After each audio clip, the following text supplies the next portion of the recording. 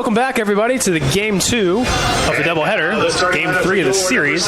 University of Tampa taking on Barry Buccaneers for the Game 3. Again, Tampa Spartans won the first game, 13-2. And we're going to give you the... they're going for the sweep right now. Going for the sweep. We'll give you these lineups here real quick. Defensively for the Tampa Spartans, we have in left field, Steven Smith, number 5. Center field, Richie Rivera, number 11. Right field, number 4, Nick Petringo. Third base, number 10, Darren Miller. Number 9, shortstop, Brandon Galley.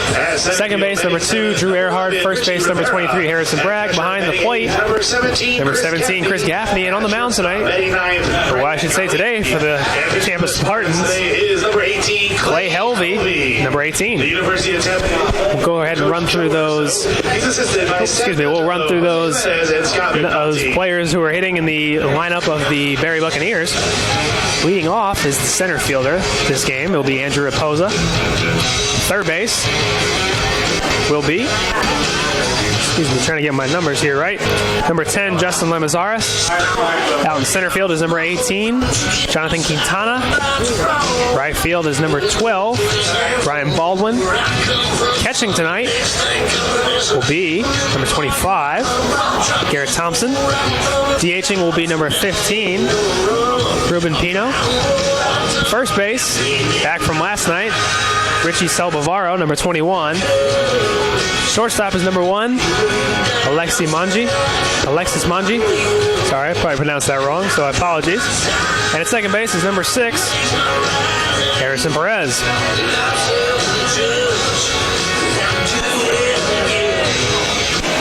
Switching up the umpire roles, behind the plate will be Terrell Poole, and DJ Briner Jr.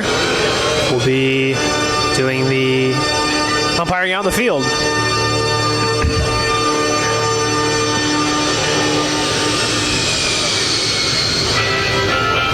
Center fielder, number 19. Okay, so you ready for the Game 2? We talked about Game 2 of the series, but Game 2 of the doubleheader, you looking forward to seeing Clay Helvey on the mound? Yeah, Clay Helvey, so far, this is his 7th appearance. Second game started, his record is 1-0. He also has 1 save on the season, 22.2 innings pitched, and an ERA of 1.59. Has 24 strikeouts to go along with that. It's not bad.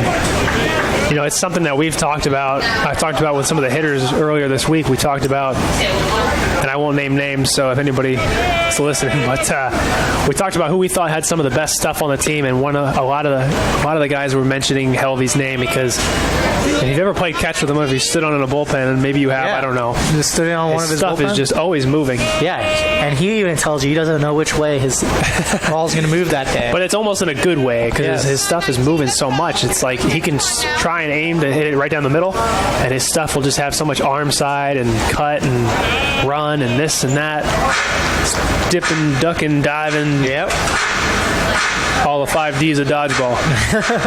But it makes it tough to hit. Which actually makes him pretty effective. Counts 2-2. Ball's outside. As you see right there. It full. Yeah. I mean, look, his stuff too. His throws are pretty hard, so it's pretty electric.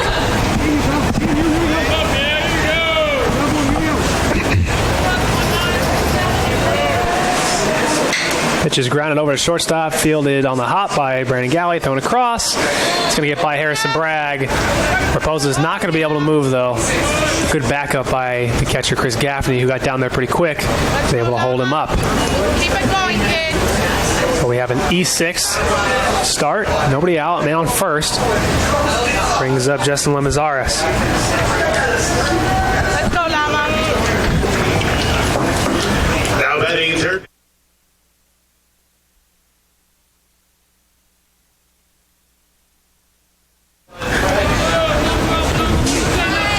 Lemazares steps in. He did the catching in the first game of this doubleheader, but he's actually going to be not catching in this game. He's going to be doing similar to what he did last night, playing third. And back catching will be Garrett Thompson, who DH'd in the first game. So a couple little change-ups, or little changes. Obviously, doubleheaders are a little bit tougher on the catchers, so you try not to have your catchers catch both games if you don't have to.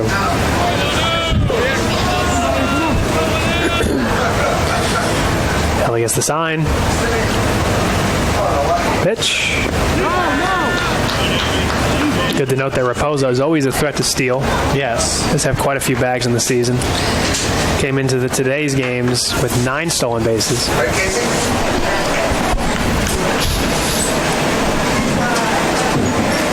Again, this is Casey Scoggins and Anthony Coronia. Casey and Anthony bringing you this game live from University of Tampa baseball field. Brought to you by the Sunshine State Digital Network and TampaSpartans.tv. If you're maybe just joining us for the first time so far this whole series, we do have the camera. It is stationary. We're going to do our best to bring you and tell you what's going on in the corners. Yes, and if you're just listening, Tampa looking to sweep. Yeah, they're looking to get a big sweep here. They could use that for the conference standings. Yeah, they won the first game by the score of 9-1. Throw on the first base. First game of this doubleheader by the score of 13-2. Going to see if I can look up if there's any scores so far from the other Sunshine State Conference action. Okay, we got a couple scores from today. Eckerd beat Rollins 7-4. Throw over to first is not in time. Still have no final on the win, Florida Southern. Florida Southern actually dropped their first game to win. Brought them down to 5-2 in conference. They're scheduled for a doubleheader today. That's about it. The only final we have so far is Eckerd over Rollins 7-4. Pozo took a couple steps, but he was back. Count runs to 2-2.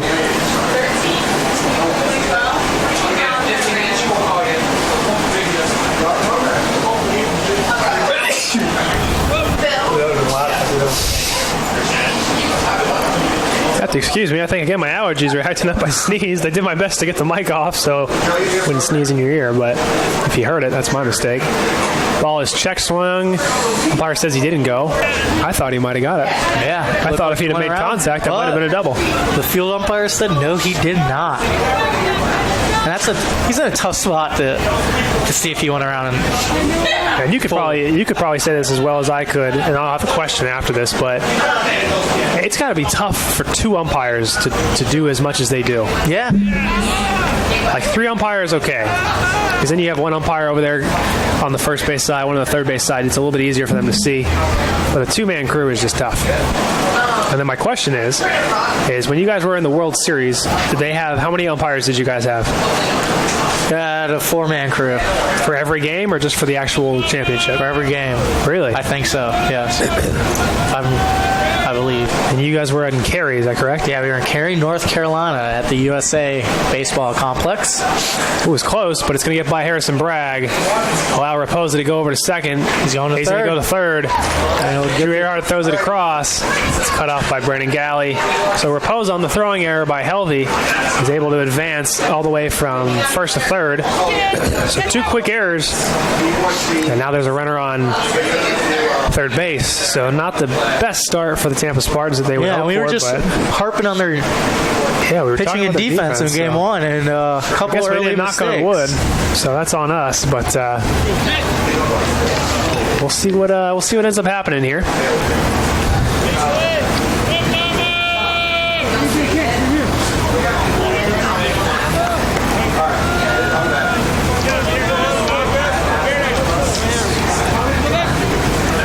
Which is grounded over to Harrison Bragg. He backhands it. He's going to give it over to Helvey, the PFP. It's in time. He gets Lemonzares over to first, but Raposa is able to score. So, Barry Buccaneers, similar to last game, they're on the board first.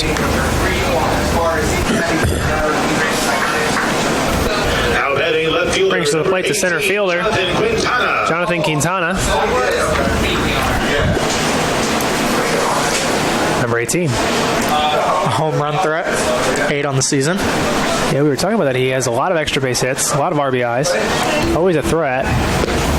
Swing and a miss. The wind is pretty steady right now. It's not blowing too much, so let's see what ends up happening here. So I have to tell you, we teased. Oh, line drive up the middle. No one's going to be there. It's going to drop right over Galley's head. He really never had a chance at that ball. Steven Smith fields it, throws it back in, and a single for Quintana with one out. We teased last game. I said I had some surprises for everybody at home. I said we had some baseball jokes, and we never got to them. Yeah, we did not.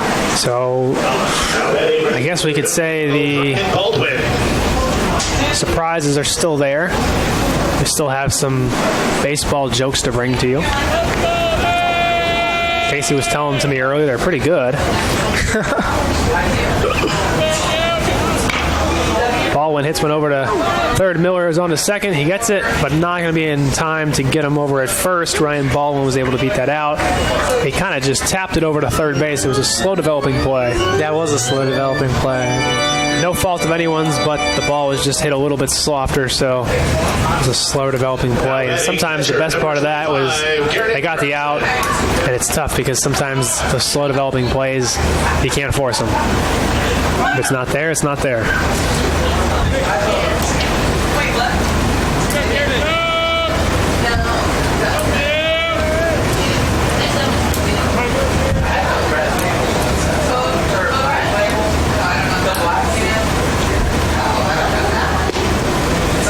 Pitch to Garrett Thompson. Goes in for a ball. Garrett Thompson doing the catching again. Today he was DH in the first game, but he'll be doing the catching here in the second game, the third game of the series.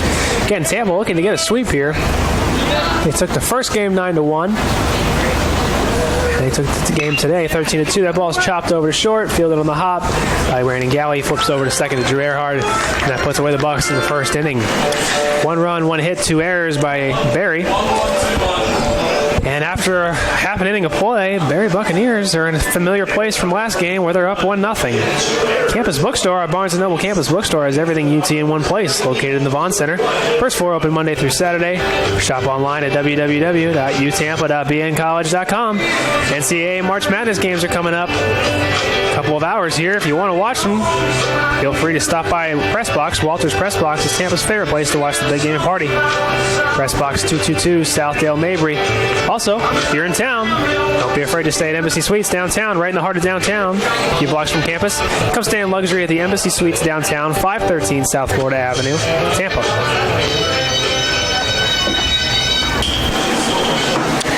We'll run through those starting defensive alignments for the Barry Buccaneers. Out in left field is Quintana. Jonathan Quintana is going to be out in left field today. He's been playing center the last couple games, and him and the center fielder, Andrew Raposa, they switch sides. So Andrew Raposa will be out in center field. We got Ryan Baldwin out in right field. He'll be back out to right field. Familiar face from last night. First base, Richie Sobavaro. Second baseman, again, will be Harrison Perez. Over at shortstop is number 1, Alexis Manji. Over at third base, the catcher from the first game is Justin Lamazares. Behind the dish tonight will be number 25, Garrett Thompson. And on the mound, number 27, Nick Brauchik from Drexel Hill, PA, Cumberland County. Junior college is where he comes from. Again, if I'm pronouncing that name incorrectly, I did my best. I asked the coaches, and from what I remember, that was what it was. So hopefully, if any parents are listening, you'll forgive me if I messed it up. Leading it off for the Tampa Spartans is number 5, the left fielder, Steven Smith. Smith is a junior who transferred in from Santa Fe College. Santa Fe College. You're former alum. Former Saint. Shout out to Coach Wiggs. They're having a real solid year so far. Are they? I was going to say, you still keep up with those guys? I follow the Santa Fe Saints still. I think they're like 26-4 on the season. Smith tries to put a bunt down. It goes foul. Last time I checked, they were number 1 in the nation. Really? Yes.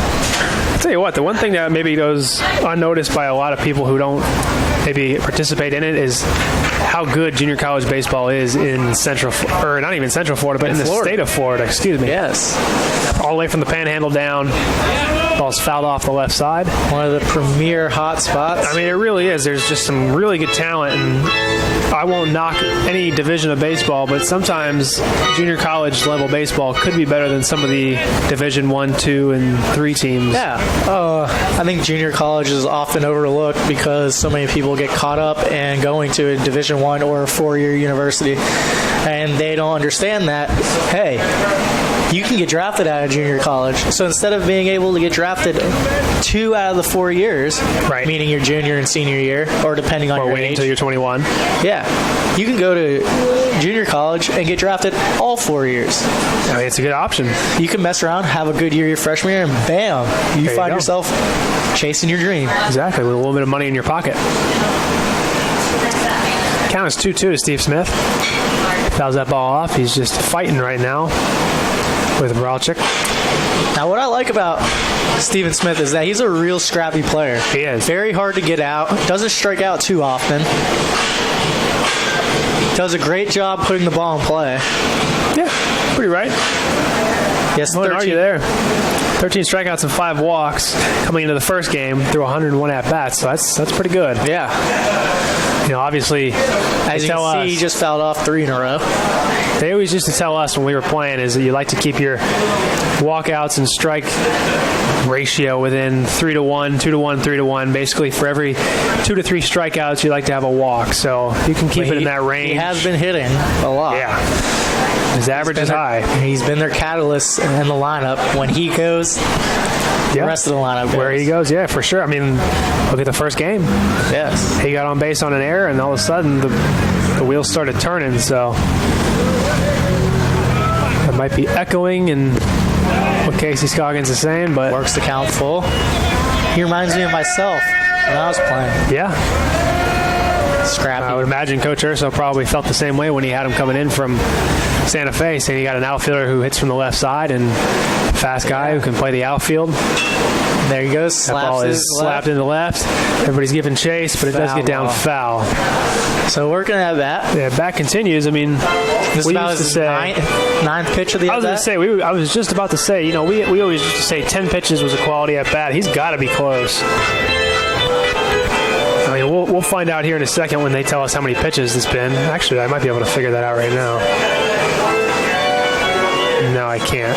But we'll let you know after his at bat how many pitches it is. But it's got to be close to 10. If nothing else, it gives everybody in the dugout a chance to see. You've seen all of his pitches, and you've got him a little bit deeper. In a third game of a 3-game series, ball's lined out to center field. Raposa backing up, and he's underneath it. Out number 1. You'd always like to have. You'd always like to see 9 pitches out of that. Always like to get into the. That's pretty good. You always like to get deeper into the bullpen if you can in Game 3 because the bullpen's usually a little bit depleted. Yeah. Now hitting for the Tampa Spartans is second baseman number 2, freshman Drew Earhart.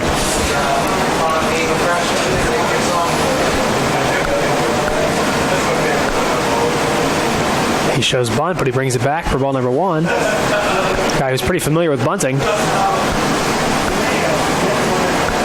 He's had quite a few. It's one of those few times to lead off a game that Steven Smith is not on first base. Seems to always be on first base. Attempts a bunt there and is not able to get it back in time, so that goes down as a strike. Count is 1-1.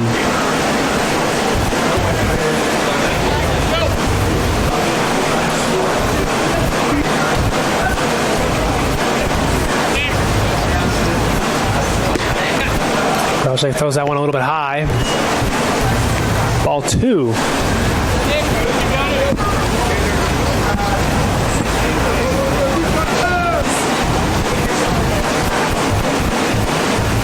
One pitch is again high, so 3-1. Tampa Spartans are doing a good job of seeing some pitches. Now they're making them work, which is always what you want to do, especially when it's your first time seeing them. Like I said, it's a little bit of a twofold where you get to see a lot of his stuff, and the whole team does, but you're also working them. And speaking of working them, Drew Earhart draws the walk. So Man on first, one out. Harrison Bragg, number 23, the first baseman's going to come up to hit. He had a solid first game. 2 doubles and a home run. He did. I mean, a really solid game. It was funny. I saw him. The cycle. Yeah, and I saw him in between games. And I said, "You look good." He said, "Yeah."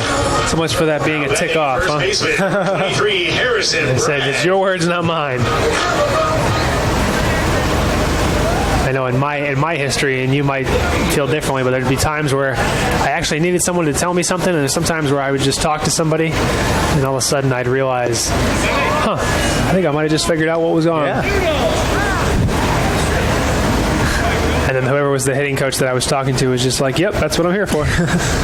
So he has 9 home runs coming into this game now. It's crazy, huh? Leading the team. Looking to get to double digits. Ball's up a little bit for ball number 2. If I remember correctly, I'm going to look this up because I don't want to mess this one up. But have your people look it up? I'm going to have my intern look it up. Although I'm the intern, so I guess I'm just doing my own information search. Ball's in the dirt. Thompson's able to block it up. All 3. Keeps Earhart right where he is. So, yeah, a little bit of best start for the starting pitcher, Brauchek, where he's walked the last batter, and he's walking 3 balls deep here. Ball gets in for a strike.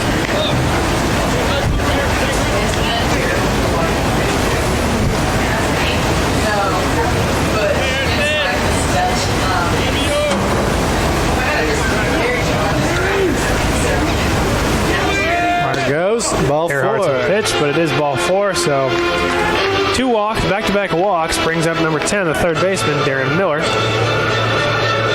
So I was hinting at there might be someone. I wanted to see the stats just to make sure. But there's a guy who plays, and if you're familiar with Division II baseball, a team called Delta State in Cleveland, Mississippi. Always a formidable foe. A kid named Zach Shannon. He's one of the leading hitters in the Division II baseball. He's hitting .468 right now. He's got 18 home runs so far. Wow. It's pretty crazy. Slugging 1.160. It's pretty good. First pitch to Darren is over for a strike. Let's go! Let's go! Let's go! Yeah, that's no pretty slouch. impressive. Yeah, I'd say that's pretty good.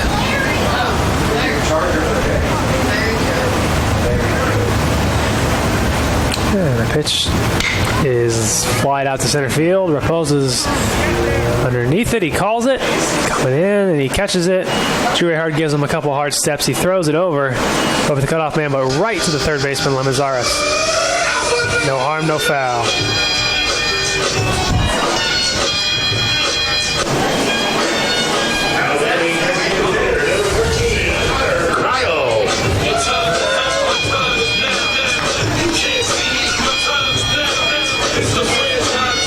You guys can't see it, but Casey is really feeling Connor Crowell's walk-up song. It's the old John Cena theme song. Can't see me, my time is now.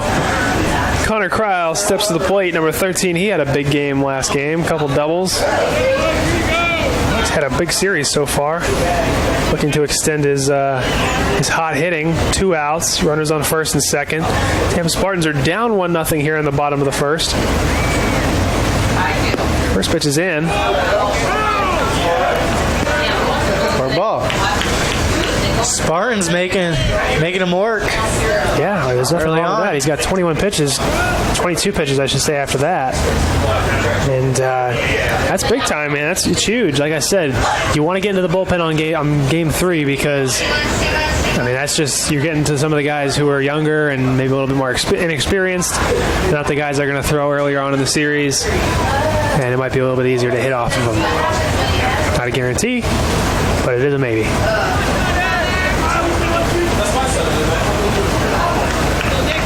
Checks at second. The 1-0 pitch is popped up, second base. Harrison Perez calls. He's underneath it. Out number 3. No runs, no hits, no errors. A couple walks. Brawlcheck's able to get out of it. Listening to Sunshine State Digital Network, TampaSpartans.tv. No hits, no errors, and 2 left on base. Embassy Suites downtown, right in the heart of downtown, just a few blocks from campus. Come stay in luxury at the Embassy Suites downtown, 513 South Florida Avenue, Tampa. Mastro Subaru, your trusted Tampa Subaru dealer is Mastro Subaru, located at 6402 West Hillsborough Avenue. Mastro Subaru, our reputation rides with you. Firehouse Subs. Our subs are made the firefighter way. Served steaming hot, loaded with the finest, freshest sliced meats and cheeses. Located at 2617 West Kennedy Boulevard. Firehouse, founded by firemen. Big fan is Casey Scoggins, a fireman, and not just firemen in general. Firehouse Subs. Firehouse. Champion of the Spartans is Shout out to all the firemen out there. Coach. If you need to charter a bus, go online to www.martsfirstclass.com.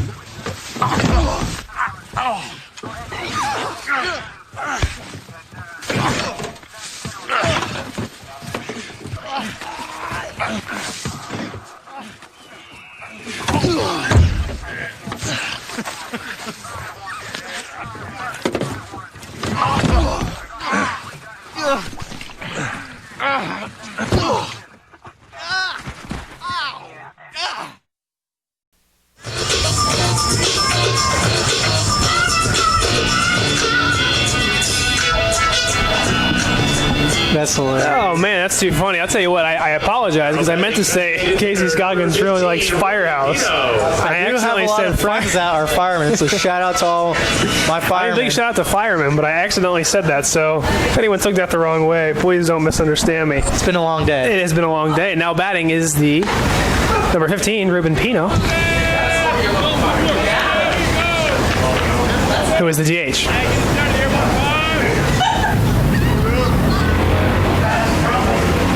And now I'm catching a lot of flack from everybody up here for saying that Casey loves firemen. So if you laugh at home, don't worry, you're not laughing alone.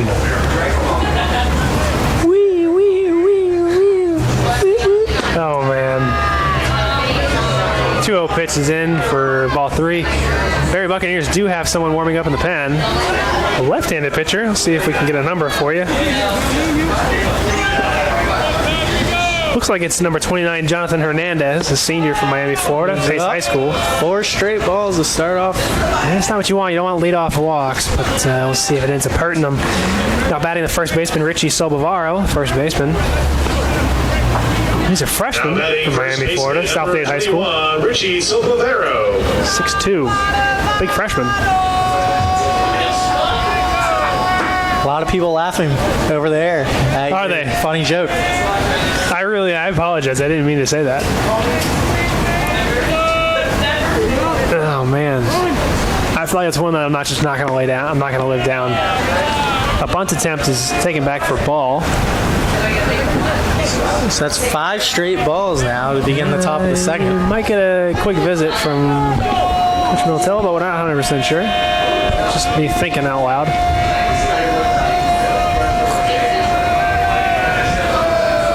Checks. Doesn't show bunt this time. Ball gets by Chris Gaffney and allows Pino to get to second base. So we're going to get a quick mound visit here from pitching coach Sam Miltello. So what are the people saying? They said it was pretty funny. But they just saying that guy, what an idiot that guy is. What a guy. What a clown.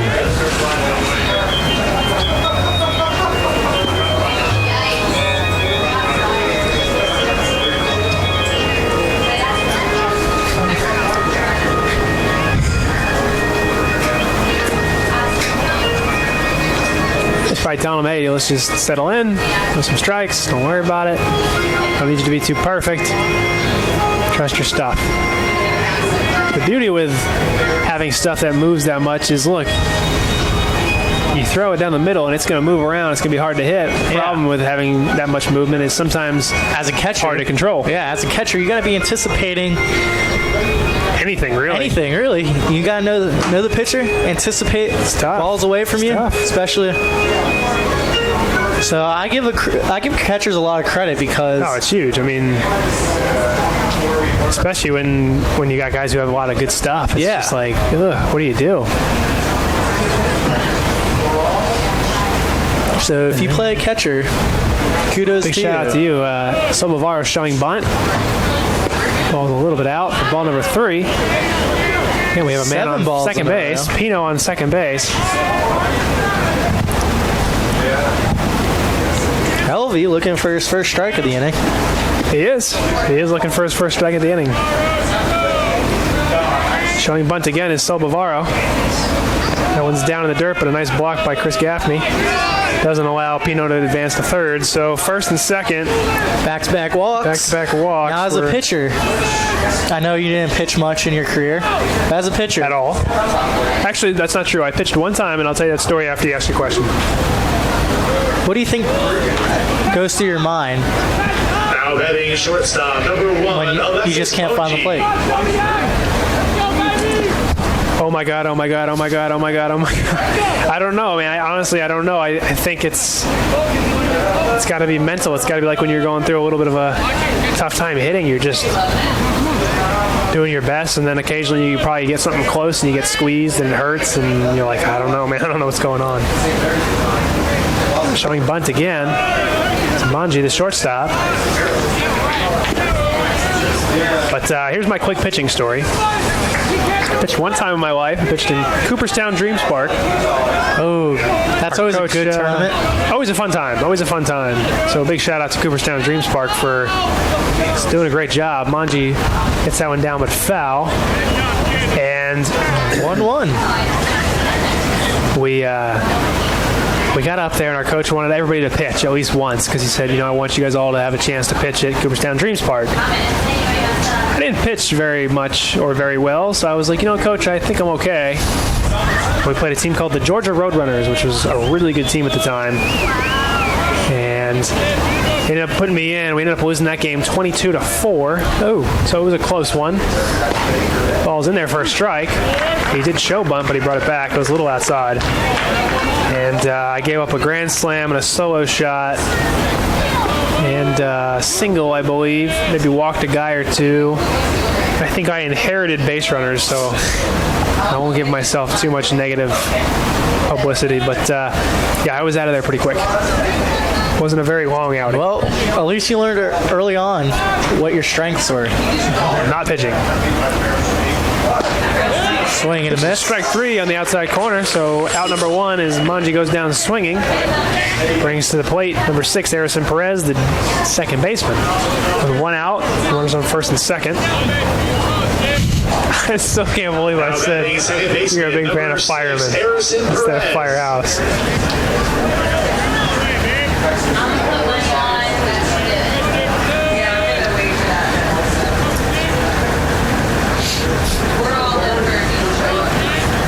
Probably gets the sign. Comes set. Checks second. Ball swung on and missed.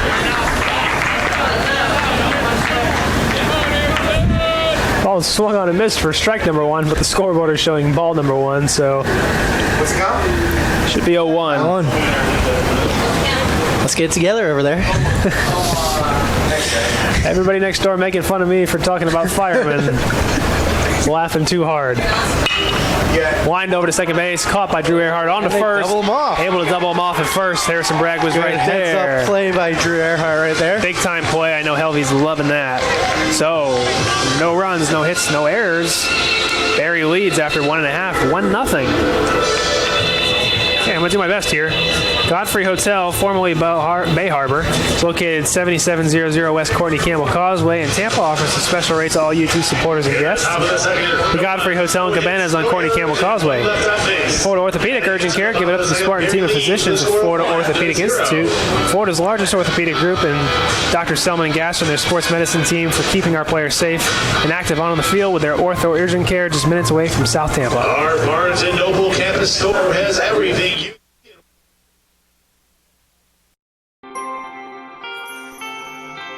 It's not about any one thing. It's about how everything comes together, how it all connects. People, ideas, resources, community, everything. Quality of life services. That's what we do. Sodexo.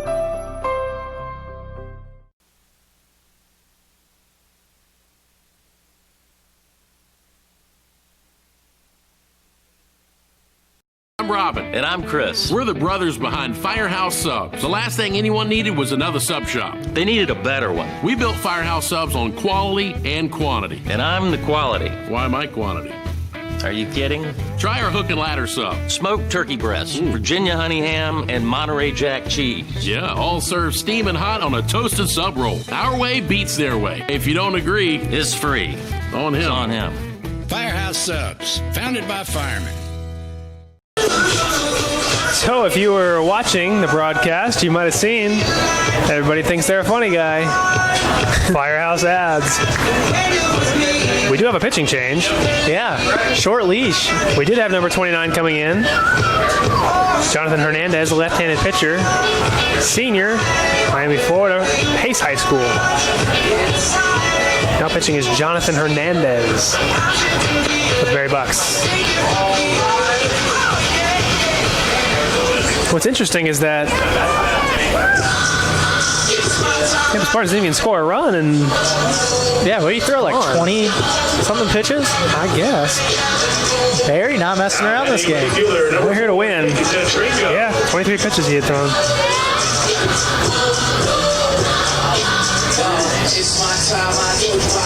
Leading off with Tampa Spartans, bottom second is Nick DeTringo, number 4, the right fielder.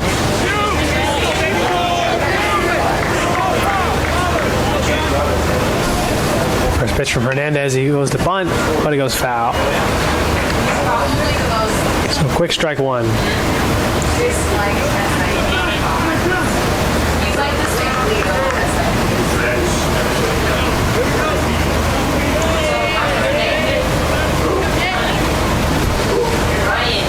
Firehouse is getting a lot of free publicity today. They had you giving the sirens. The line drive up the middle is going to get through. Base hit for Nick Tringo. Starts off the inning with a big single. And the no-hitter is No-hitter's broken up. gone. Yeah, it's gone. There goes the no-hitter. We didn't want to talk about it. We want to give it away. Batting center fielder. But it is gone. Now batting for the Tampa Spartans, number 11, Richie Rivera.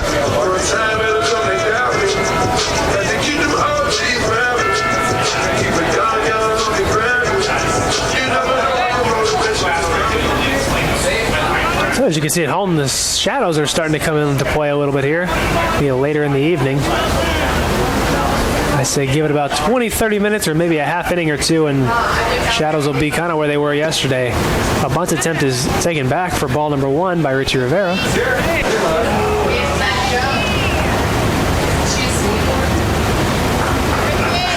Okay, so we've been teasing these baseball jokes. Why don't you give us a couple? I'll think of some. You'll think of some, okay. Bunt attempt is foul. He had said one earlier, I don't know if anyone caught it, about how it was very cold on the field.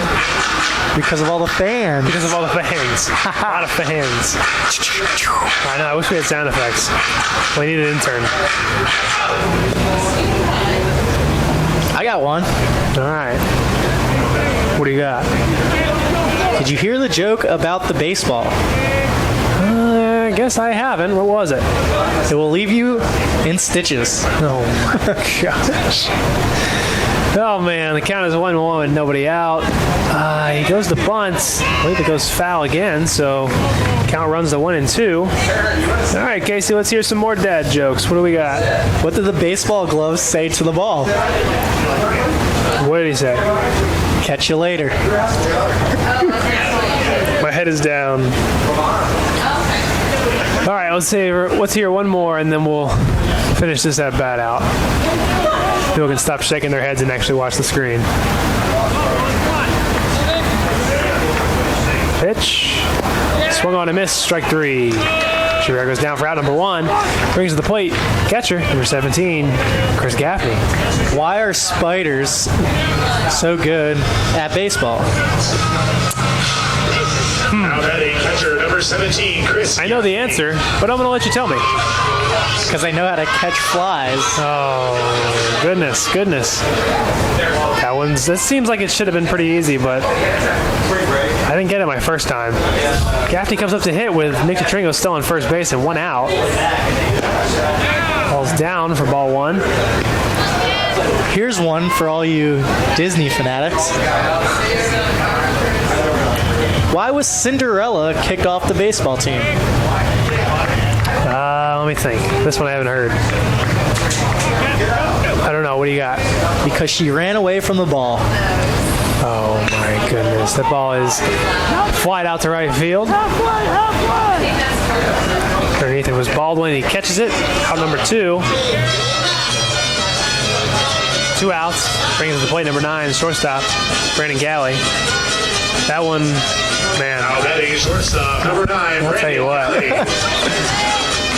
You know who's the jokester? Is Berkeley Whaley, the statistician. Yeah? She likes to tell jokes. That's what I've heard. We were trying to get her on. She said, nope, won't do it. Maybe we'll try and get her on. We'll see what we can do. Hernandez, pretty good inning of work. That was his first pitch to Galley. It's grounded over to second base. Harrison Perez throws over to first. It's Galley. It's out number 3. So no runs, 1 hit, no errors.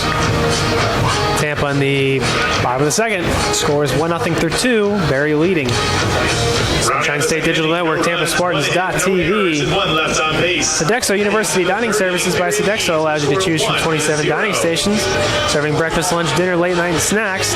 Official concessionaire of UT Athletics is Sodexo Campus Dining. Visit the UT website and check dining services for our variety and hours. Sailport Waterfront Suites in Tampa is Tampa's only all-waterfront, all-suite resort located on beautiful Rocky Point Island, just minutes from UT. And also, Outpost, located at the edge of campus on Kennedy. The Outpost offers an affordable classic menu. If you're a loyal Tampa Spartans fan, or as my advertisement sheet reads, if you are a loyal Tampa Spartans fa, come post up at the Outpost.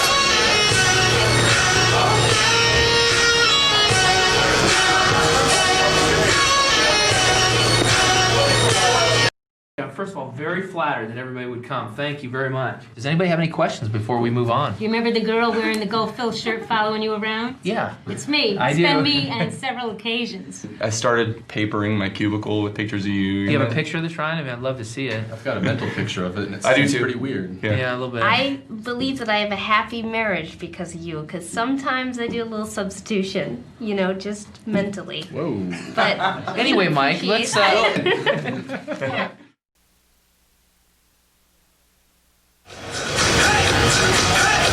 And we're back. I was going to say, and we're back for top 3rd inning. Going back to the top of the order for the Barry Buccaneers. Leading off is the center fielder, number 19, Andrew Raposa. Raposa reached on an error. Able to come around and score, so let's see what the second time through the lineup is for the Barry Buccaneers. Helvey, up to 32 pitches. Yeah, he is. So he's working a little bit. This pitch goes in for a ball. Oh, strike. Excuse me. I thought that was out a little bit, but we'll take it. That's why you're not an umpire. That's true. They don't pay me they don't pay me that money. Ball's in there for a strike as well. So quickly ahead, 0-2 is Clay Helvey.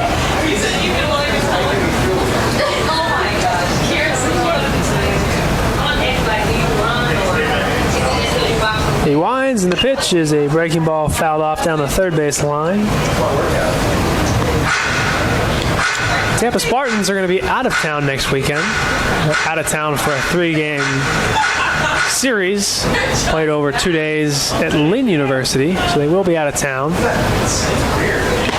Ball is foul tipped into Chris Gaffney's glove for strike number 3. 1 out. Clay Helvey getting his second strikeout of the day, and it brings to the plate number 2 hitter. Now batting third base. 10, Justin Lemazares. And Justin Lemazares.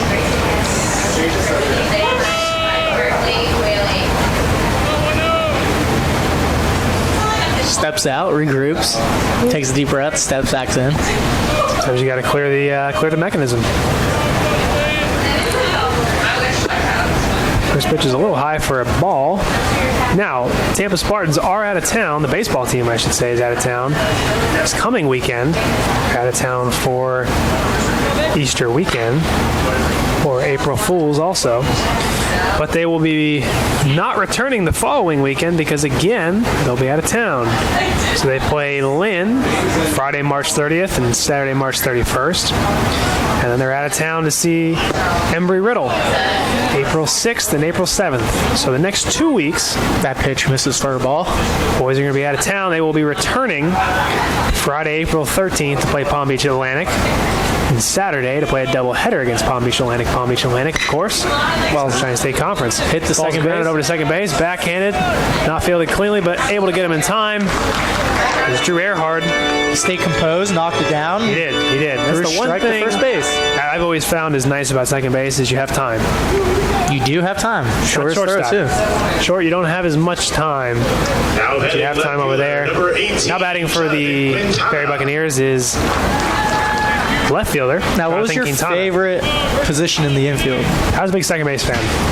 I played it growing up, and I got really comfortable there. And I usually played there because my arm wasn't the strongest. But then I made the move in college over to short. And I didn't mind short, but it's a lot more responsibility. It's a lot more work in my eyes. And I don't know. It just wasn't as much of a favorite to me as second. Now I loved short, but it just wasn't to me. It wasn't second. Ball is flied out to right. Tringo goes back, comes back in. He's got it for out number 2. Yeah, you know what it was? Is I liked short because short was more like I got to just show off. Okay, out number 3. I lied. Scoreboard was wrong. No runs, no hits, no errors. Berry Buccaneers at the top of the third. No one left on base. Heading into the bottom of the third, Berry leads with a score of 1. Krispy Kreme. For generations, Krispy Kreme has been serving delicious donuts and coffee. Visit our nearest Krispy Kreme on West Kennedy. Get them while they're hot. Krispy Kreme serving hot donuts now. You heard Casey. Get them while they're hot. Doubletree by Hilton, Tampa Airport, West Shore. Book a beautiful room or suite at Tampa Doubletree Hotel on Cypress, just minutes from UT. Legacy Production Group is Tampa's premier nightlife marketing company. Provide weekly parties and special events. Legacy Production Group is not limited to the nightlife. They have also planned charity and corporate events for many organizations. Legacy Production Group is operated by proud UT alums. We're doing the wave! Take it off of me! For 42 minutes, he's been trying to bring an entire stadium to its feet. You missed it, buddy. Why does he do it? For glory? Notoriety? We don't know. Frankly, we don't need to know. But much like this hero, Courtyard is all about the game. 1, 2, 3. Whoa, there's my guy. Yes. Go. Snacks? Yeah, man. Eat it up, and we're gonna burn it off doing the wave.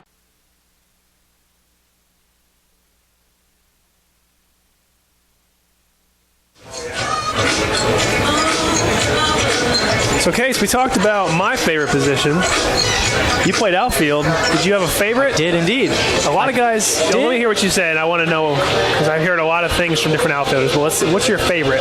I would have to say center field because I was a center fielder growing up. Played center field throughout pro ball, but I also played right and left. So I'll go center field number 1. What's number 2? Right field number 2. Left field number 3. That's fair. That's usually what I hear. I usually hear center field as their favorite. Now batting for the Tampa Spartans, the leadoff hitter, Stephen Smith, flew out his first at-bat. That ball's hit real hard through the 3-4 hole, and there's a base hit. And Spartans are aboard. His on-base streak reaches 18. I mean, the guy just continues to hit. He continues to reach base. And like we said, he continues, as he goes, Tampa Spartans go. Yes, so he is definitely the catalyst for this Tampa Spartans lineup. Definitely what Coach Joe Urso wants is to see him on when he comes up to lead off an inning. Bring to the plate, second baseman, Drew Earhart. Be ready for a little movement on the bases, maybe a little hit and run. Something's going to be happening. Something will be happening. It's usually the routine. I would imagine it'll probably be the sack bunt, but I'm not sure 100%. Shows you how much I know. That ball is a breaking ball. In for a strike. Again, Jonathan Hernandez on the mound. Excuse me. Number 29. Yeah, center field, I wonder, is it just because you can see things so straight up, or is there any reason for it? Or I was always good at growing up. That's what you played. Growing up, I played. Ooh, that's a line nice into right. It's going to get down. Baldwin's not going to be able to get it. Steven Smith, first to third. Throw from Baldwin is a little high, but Manji's able to cut it off. Good base running by Smith, being aggressive going first to third. It's huge. Brings up the powerful Harrison Bragg. Always daunting Harrison Bragg, who had a big game in his first game. Yeah, but going back to outfield, I was just good at. I have a really good first step, and my reactions are really good. And I like being in charge out there. Oh, of course. I mean, that's why center field is so high up on my list. Shortstop's basically the center field of the infield, and center field's basically the shortstop of the outfield, where you're taking charge, and it's kind of you, and everybody else looks to you. But you also won a Gold Glove, if I remember correctly, right? Yes, I did in 2015. That's pretty cool. Won a Gold Glove. Got myself a Rawlings Gold Glove, an actual Gold Glove. You still have it? I still have it. That's pretty awesome. At my house. Harrison Bragg steps in to face Hernandez. The first pitch and fouls it back. Just missed that one. He just missed it.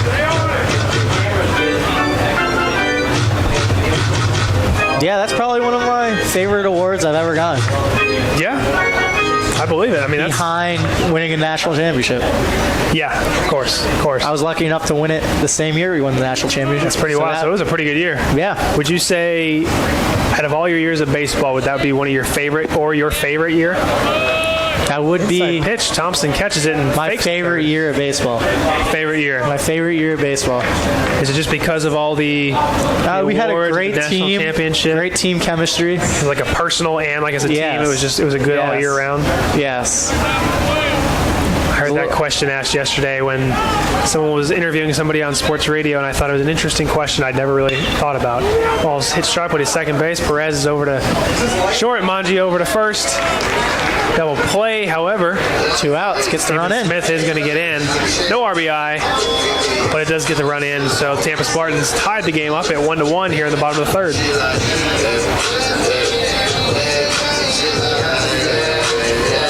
Now up to hit is number 10, Darren Miller. Number 10, Darren Miller. College was probably my favorite time playing baseball. Yeah. I enjoyed it a lot. You played all 4 years in college, correct? Correct.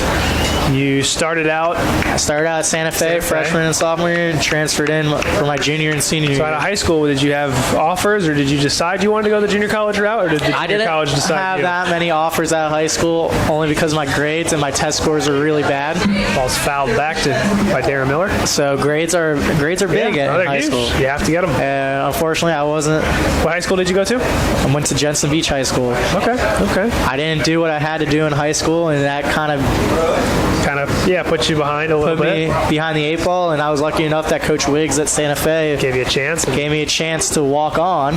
Really? I didn't realize you were a walk-on. And after winning Conference Player of the Year my freshman year as a walk-on. Skoggs, would it be safe to say that you're the Baker Mayfield, University of Tampa college baseball? Walked on.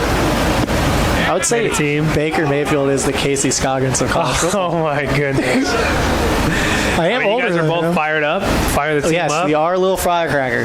Firecracker. You said that, not me. 2-1 pitch to Darren Miller. It's fouled back. Brings the count to 2-2.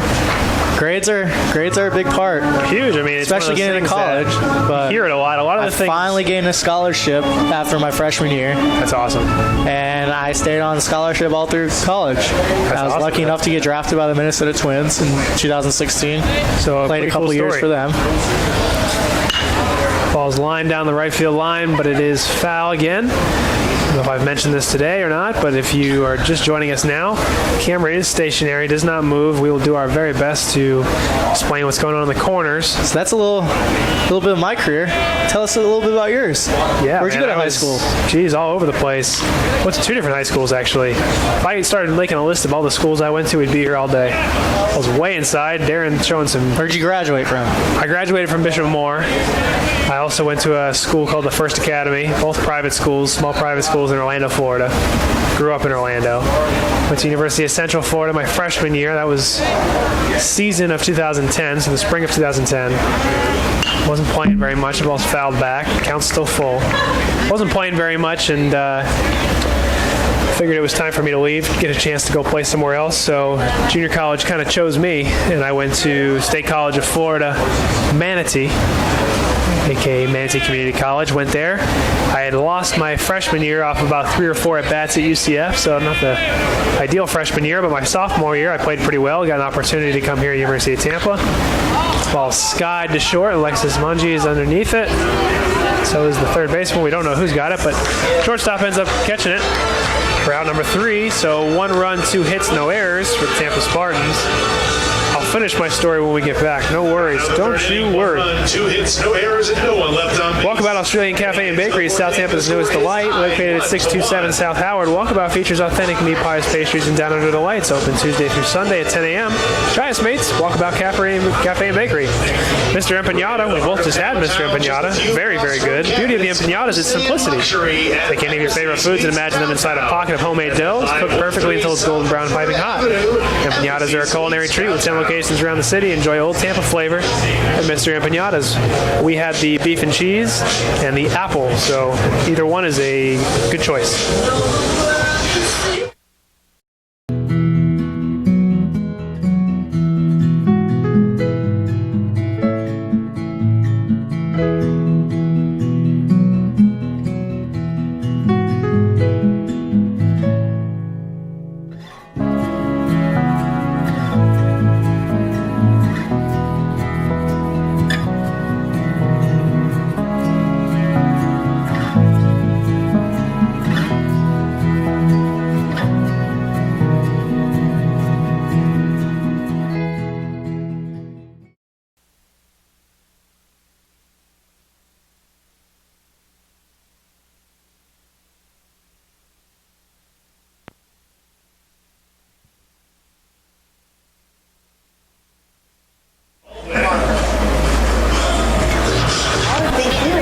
We're back with the top 4th.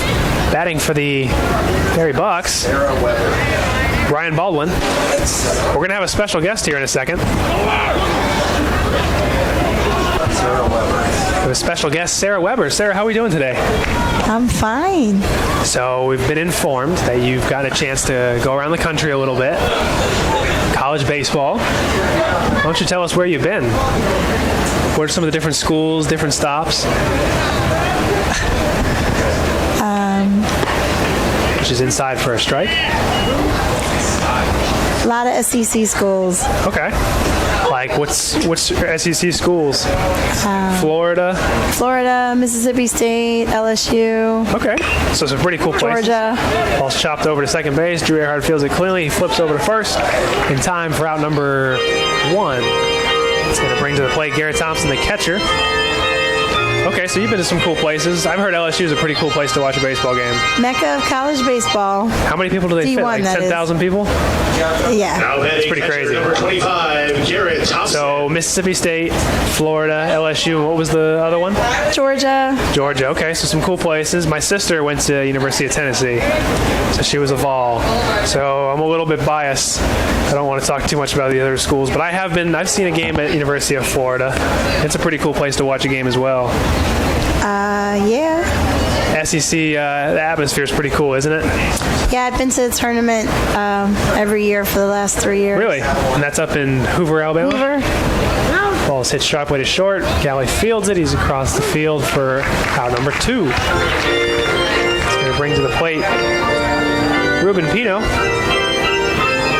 That's awesome. So it's good to be here in Tampa. Probably a little bit different atmosphere. We are Division II. We're not Division I SEC. But we do have a pretty cool backdrop, I'd say, huh? I've been working with and following Tampa for many years. So you know us pretty well. Yes. And And actually, some big Division I coaches know Tampa, too. Oh, I imagine. It's one of those things where, ball's fouled back. I didn't realize how well Tampa was known until I kind of left and played professionally for a little bit, and I got to meet some people. And when I'm in Florida or in Orlando and I talk to people and I say, oh, I go to University of Tampa, they'll say to me, ooh, that guy got Pino hit by the pitch. So with Ruben Pino getting hit by the pitch, Richie Salbavaro is going to come up to hit.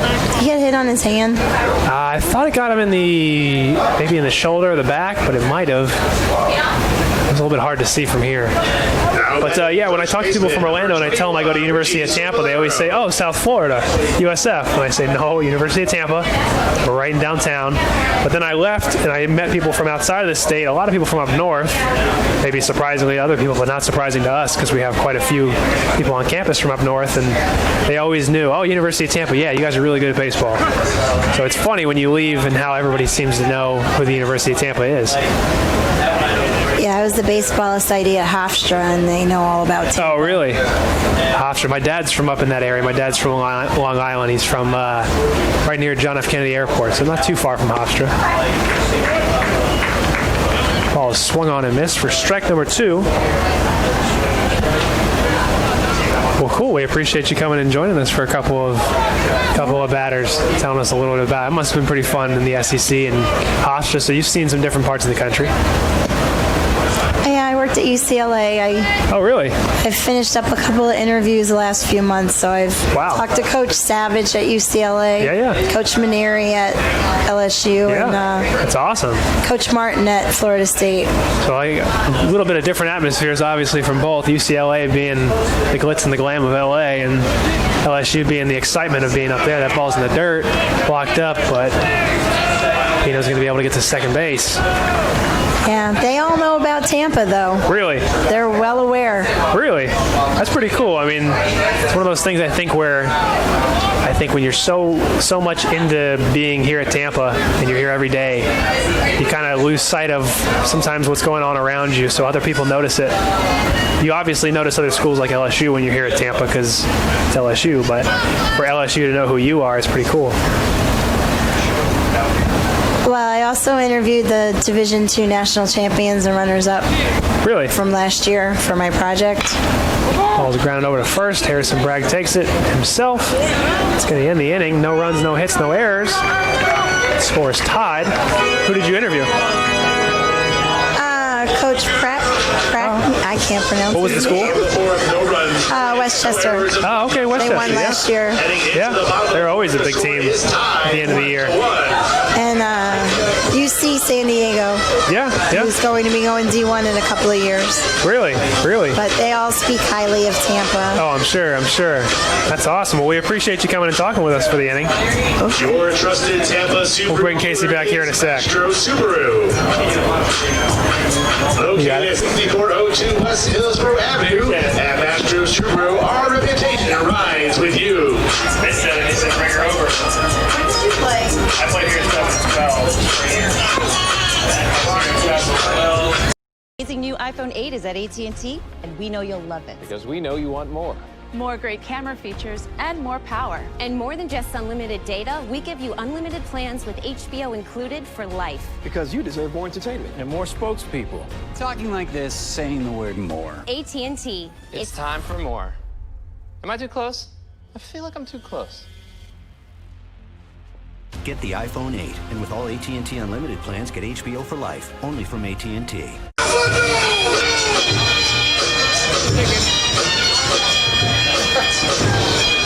So a cool little interview there with Susan Weber.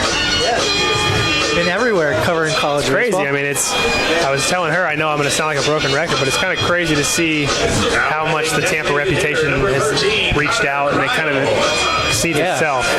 And that's a major credit to Coach Urso and Coach Meltello and everything. Coach Sam and Jose, as they do a great job preparing everyone and getting everyone out there.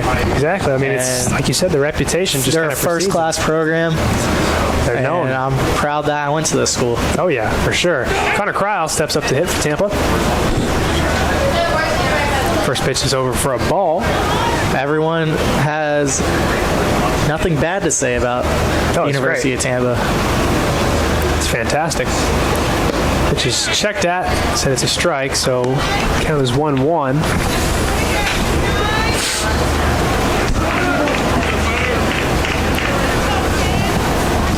Tampa's definitely produced a lot of draftees. Yeah, a lot of draft picks have come out of here, and obviously we have Tino Martinez and Ozzie Timmons and some guys who made it to the big leagues, and obviously Ozzie Timmons is back in the big leagues now. He's coaching first base for the Tampa Bay Rays. Congrats to Ozzie. Big shout out to Ozzie, who actually got us tickets to a game. Ball swung on and missed. Strike number 3 by Connor Cryle. So 1 out. Brings to the plate number 4, Nick DeTringo. We got a close game here. 1-1 ball game here if you're just tuning in, the bottom of the 4th. Now batting right fielder, number 4. First inning, a couple of errors allowed Barry Buccaneers to plate a run.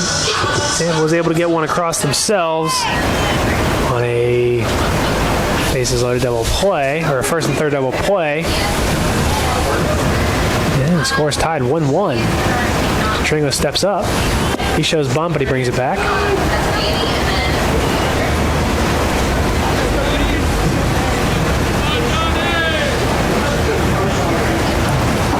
So yeah, you did a little traveling for baseball yourself. Yeah, I've seen a lot of places.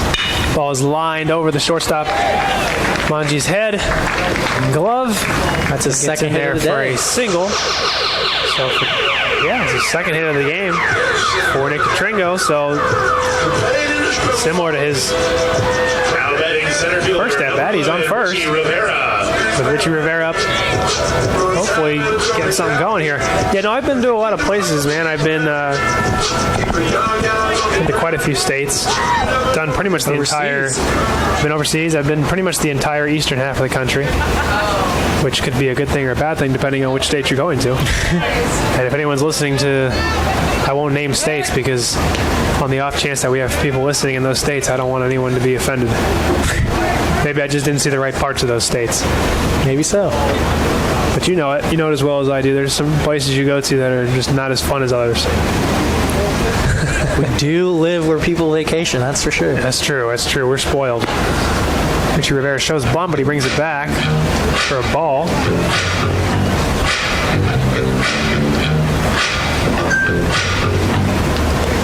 Count is 1-0, 1 out. Score is 1-1. We are in the bottom of the 4th. You're listening and watching TampaSpartans.tv and Sunshine State Digital Network. Throw to first is not in time.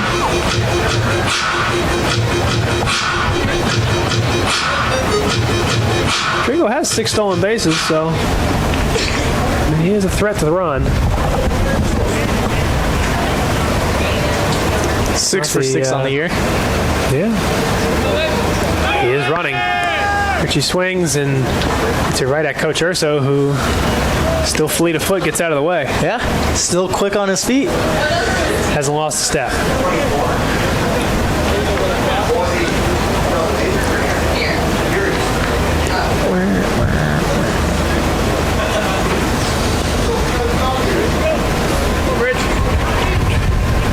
So counts 1-1.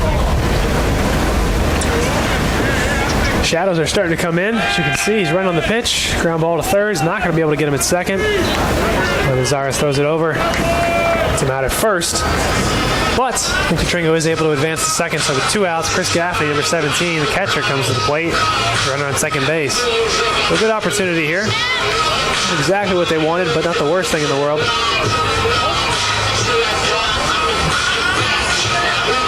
Now batting catcher, number 17, Chris Gaffney.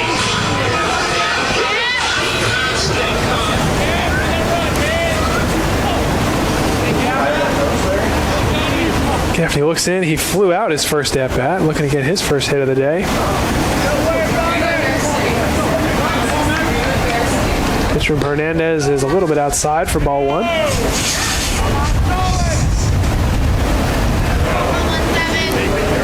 have a little bit of basketball action tonight. We have some basketball action tomorrow. Tomorrow's games are going to be Duke and Kansas. What do you got in that game? It's a 1 versus a 2. I'm going to go Duke. That ball gets away from Garrett Thompson. I think he might have got crossed up because he didn't seem too pleased with the pitch. But it allows Nick Catringo to get to third base, so with 2 outs, Nick Catringo's on third base, Chris Gaffney up, and the count is 2-0 as they discuss signs right now. I would imagine. I'm going to go with Duke. I just think Coach K always finds a way to get his team to the Final Four. And then we also have Villanova and Texas Tech. I'm going to go Texas Tech. Really? Shocker. Yeah, they're riding high over the win over Purdue. All right. Pitch to Gaffney is in there for a strike. I think they're going to carry that momentum into the Final Four. So your Final Four, if I remember correctly, you have Loyola Chicago. Yep. Florida State. Yep. The Dukies. Yep. And Texas Tech. Yes. Okay. As Casey Scoggins' bold prediction. All right, well, I'm going to go a little bit against you here. Curveball swung on and missed. Throw over to third. It's not in time. And Thompson has shown it earlier when Stephen Smith was on third. If you would like to tell us your Final Four, I will, yeah. No, my feel Final free Four. to tweet at me. Oh, okay. I thought you were talking to me specifically. No, 2-2 is the count. _Scoggins. My Final Four is going to be, I'm going to say Loyola Chicago is going to pull it off again. They're just playing above their heads. That ball's lined in the center field. Posa comes on. He catches it for out number 3. No runs, 1 hit, no errors. Tampa goes away in the bottom of the 4th. Tropical Smoothie Cafe. Tropical Smoothie Cafe's menu boasts bold, flavorful smoothies with a healthy appeal.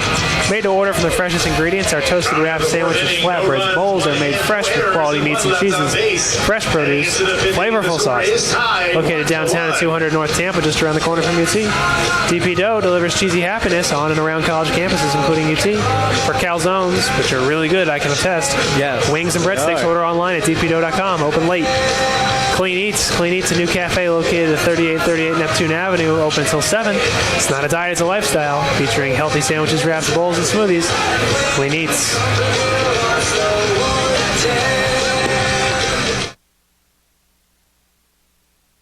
Sub above difference is giant. Giant hearts, giant differences, and giant wins. On Jersey Mike's annual day of giving, 100% of sales go to a great cause in your community. Jersey Mike's.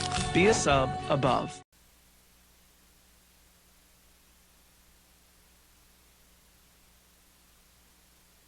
Number 1, Alexis Monge. Leading it off for the Berry Buccaneers here in the top of the 5th is a shortstop, Alexis Monge. Number 1. So I'll give you my Final Four here real quick because we were doing that before we got cut off last inning. I got Loyola Chicago. I got Michigan beating FSU. I got the Dukies beating Kansas. And Villanova. I had Villanova winning, so I think still in it. I still have a chance. But the rest of that bracket is just carnage. Balls fly up, straight up. Drew Earhart calls it, and he's got it. Out number 1. I would really love to see. You want to see. I want to see the underdog win. You want to see Texas Tech, Loyola Chicago. Yes, I want to see Loyola and. Sorry if anyone's a Loyola Chicago or Texas Tech fan, but I want to see that. That nonsense out of here. I want to see them win it. Give me a blue blood college basketball program like Duke or Villanova. I'll even take Michigan. I know you don't want to. I'm a big underdog fan, so. Yeah, I like to root for the underdogs, but then when it comes time, like push comes to shove, that gets him right in the back. Harrison Perez. That might have given him a little bit of a dead arm. Trainers to come out to Walking see him. It off. Might have knocked the wind out of him. Yeah, might have knocked the wind out of him. A little wobbly. Yeah, I got him right in the shoulder. Blade. Hope he doesn't throw it slow. That's going to bring up the leadoff hitter, Andrew Raposa, center fielder, number 19. But 89? 89.6. We're just getting word. It's 89.6. Got him in the shoulder. It's pretty hard, huh? Yeah, it's not bad.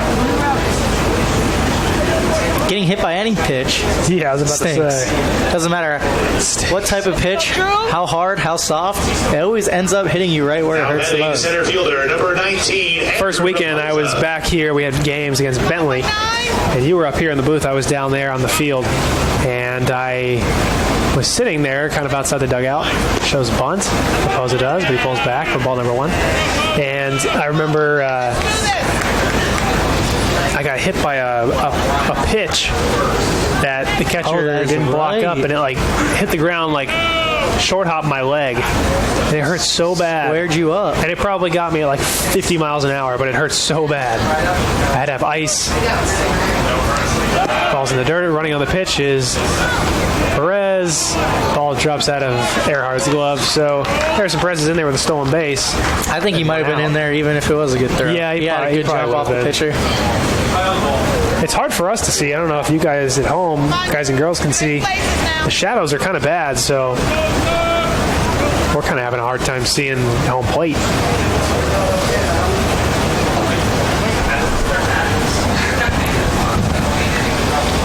But yeah, that might be my first time getting hit by a pitch in a while. I remember just thinking to myself, like, geez, I'm not even playing anymore. I'm still getting hit by pitches. Ball is fouled back. Coming back.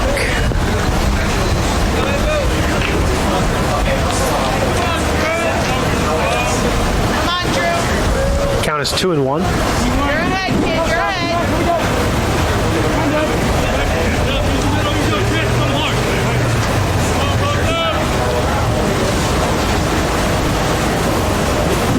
Helvey takes the sign, comes set, checks the runner at second, delivers. Breaking ball in the dirt, but Chris Gaffney's able to block it up. Gaffney's definitely getting his work in back there, blocking up pitches. We talked about this earlier. When guys got a lot of movement, it just makes for a busy day for the catcher. Count is 3-1.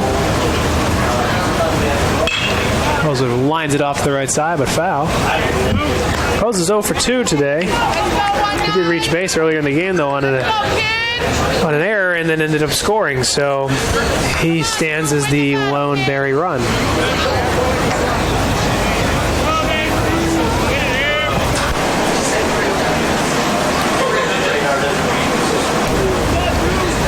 Tampa looking to complete the sweep of the series today. Barry looking to take one out of the 3 that ball's in the dirt for ball 4. Brings up to the plate the third baseman, Justin Lemazares, number 10. He has an RBI to his credit today. Now batting third baseman, number 10, Justin Lemazares.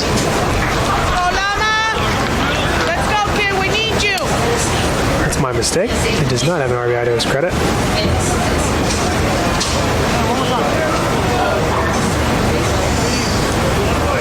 So the runners on first and second with 1 out.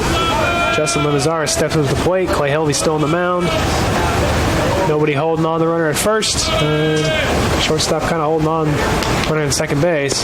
Harrison Perez. Harrison Perez reached base by a hit by pitch. He was able to advance on a fastball or a wild pitch. I'm not 100% sure which it was. Oh, excuse me, he stole second.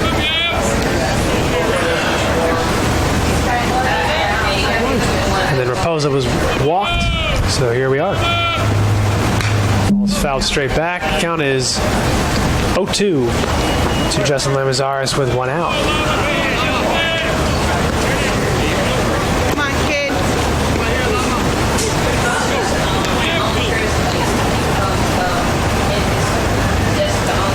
Spartans have action in their bullpen right now. Looks like it's Mark McClare. Haven't seen him this weekend yet, so I figure we'd probably see him at one point. And he really lights up the radar gun, huh? He does. He can throw it pretty good. There was a couple names mentioned when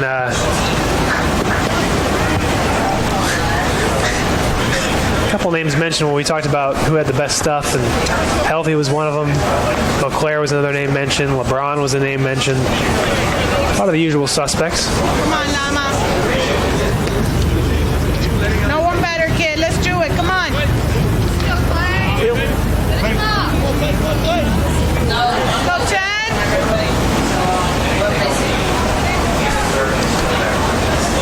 Helvey sets the 0-2 pitch.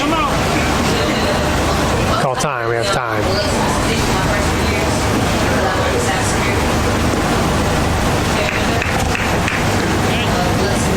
Tampa faithful are still out here. So are the Barry faithful. Yeah, pretty good crowd for Barry come.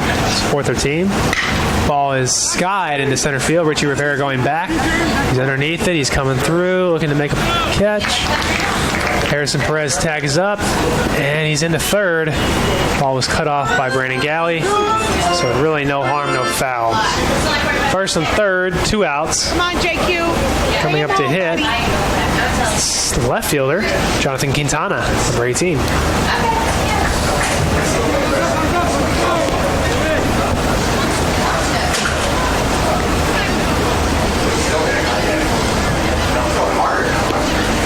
Now batting left fielder, number 18, Jonathan Quintana.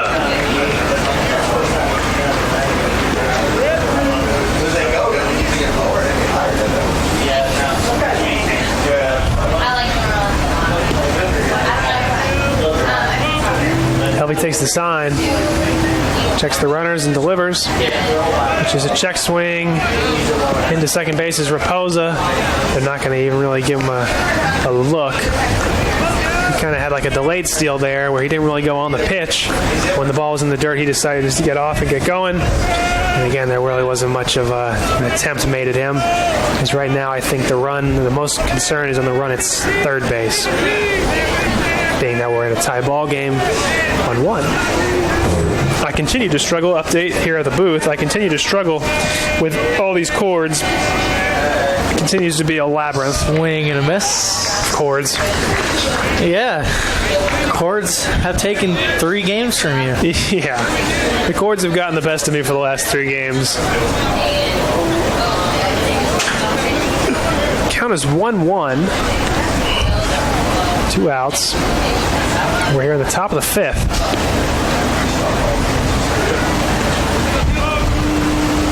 Helvey looks in, delivers, ball is ground up the middle, past an outstretched glove of Brandon Galley. That's going to score 2. Ground comes Raposa. Barry takes the lead. Barry takes the lead 3-1 here in the top of the 5th on a big 2-out, 2 RBI single from Jonathan Quintana. 6'1" senior from Miami Lakes, Florida, by way of Archbishop McCarthy. Now batting right fielder, number 12, Ryan Baldwin. Now hitting for the Barry Buccaneers, right fielder, number 12, Ryan Baldwin.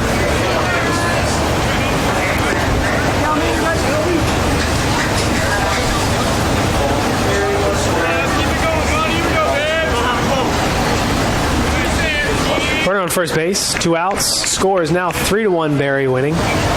On top of Tampa, 3-1. Runner on the pitch is Quintana. Throw down from Gaffney. He held on to it. I don't think he had a grip on the ball. Yeah, I think he might have missed the grip.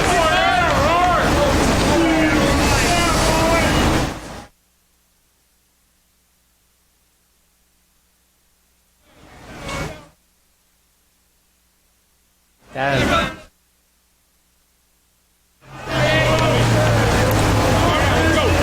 So, with a runner on second base, 2 outs. Baldwin steps in, the 1-0 pitch is kind of chopped over to the first base line. It's going to go foul towards the Barry dugout. Fielded by the first base coach, who's Barry first base coach is very close to the dugout. Kind of in an unusual place. He's trying to find any shade he can. 1-1 pitch. It's down for a ball. 2-1. Baldwin looking for his first hit of the game.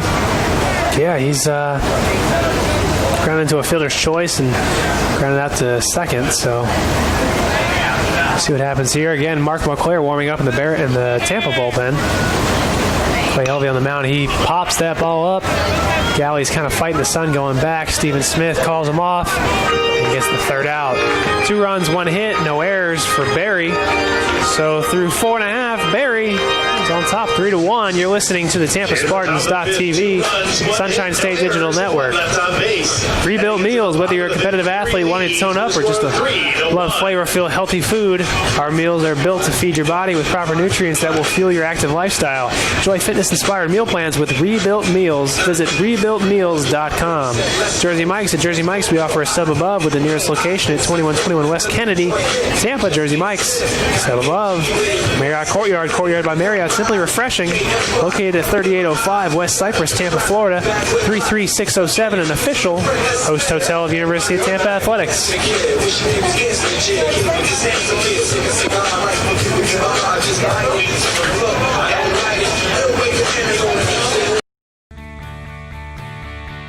This is the University of Tampa.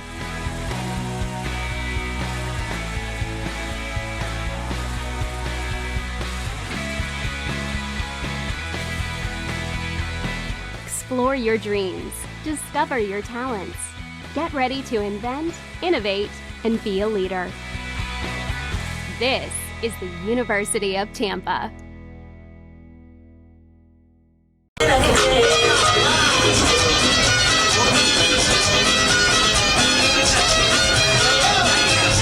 batting shortstop, number 9, Brandon Kelly. Leading it off for the Tampa Spartans here in the bottom of the 5th. Shortstop number 9, Brandon Galley. Scores 3-1. Barry leading. You heard that correct. Barry leading. Barry looking to take this game 3 of the Tampa Spartans, and Tampa looking to get that lead back. Galley, 0 for 1 on the day. Grounded out to second. Yeah, you're right. But he had a big home run. He did. In the first game. I talked to him. He said he's been doing some extra squats, a couple extra bench press, and I think it's been working out. Mr. Galley, not there. That was only his 1-1.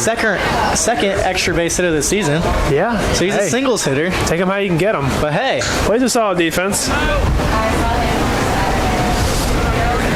Sometimes infielders, if you can play a good defense, your hitting can come second. That ball's a little inside. That was always what I tried to do, was play my best defense. So when my bat wasn't there, my defense was, and then all of a sudden your bat gets hot, which maybe that home run gets them going in the right direction. All of a sudden that average catches up and you're still fielding real well. I'm good to go.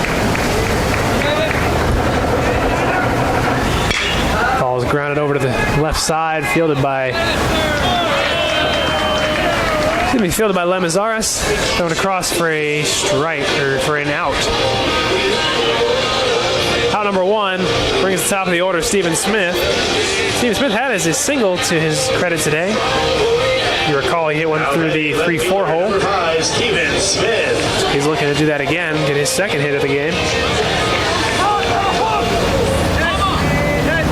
Ever since Jonathan Hernandez was brought in, second inning, he's been pitching pretty well. Wouldn't you say, Casey? Yeah, he's kept the Spartans' offense off balance for the most part. He's been doing a good job.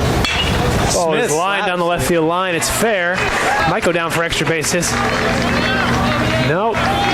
Quickly fielded by Jonathan Quintana. That was a nice little sliding stop by him to make sure the ball didn't get to the Quintana made a nice play. He was able to hold Stephen Smith to a single. But we're in a familiar situation, aren't we? Drew Earhart. Drew Earhart up.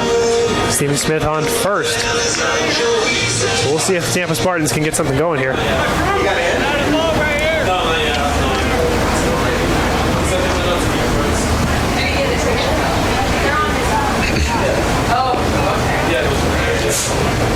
Stephen Smith on first. Mr. Drew Earhart is in for a strike. 1 out. We're here in the bottom of the 5th. If you're just tuning in, you're wondering, where's Jack Ike? Oh, he's on spring break. He's over in Cancun. He's sitting on a beach. He's drinking a tropical drink. And me and Casey would both like to think he's listening to us on Sunshine State Digital Network. That ball is lined to the right side, past an outstretched glove of Harrison Perez for a base hit. Tampa Spartans getting something going here. Runners on first and second with 1 out. brings up the ever menacing, powerful, Now batting first baseman. intimidating. I'm trying to look for other adjectives. First baseman 23, Harrison Bragg, who had a heck of a first game. He was on cycle watch for a little bit.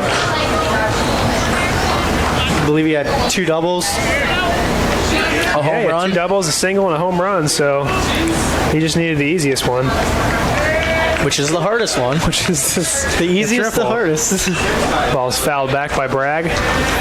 It's like when Jack always says he slides into second for a stand-up double. And I have to think to myself, Jack, what are we talking about?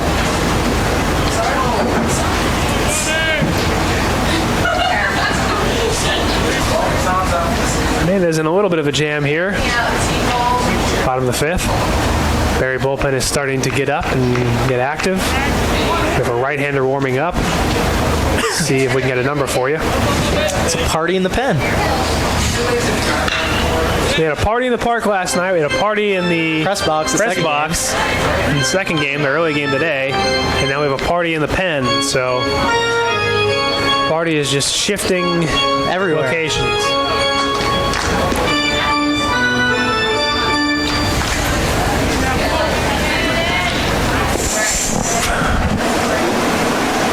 Can't quite see if Bragg can cut the lead. Yeah, Bragg could take the lead. One swing, he could swing the lead here to the Tampa side, but Hernandez has been throwing quite a game, and it is no 2 count, so we'll see what happens. Ball's up. 1-2 is the count. 1-2 is the count. 1-2 is the count. On deck, he does have Darren Miller. 1 out. We'll see what happens. We'll see what happens.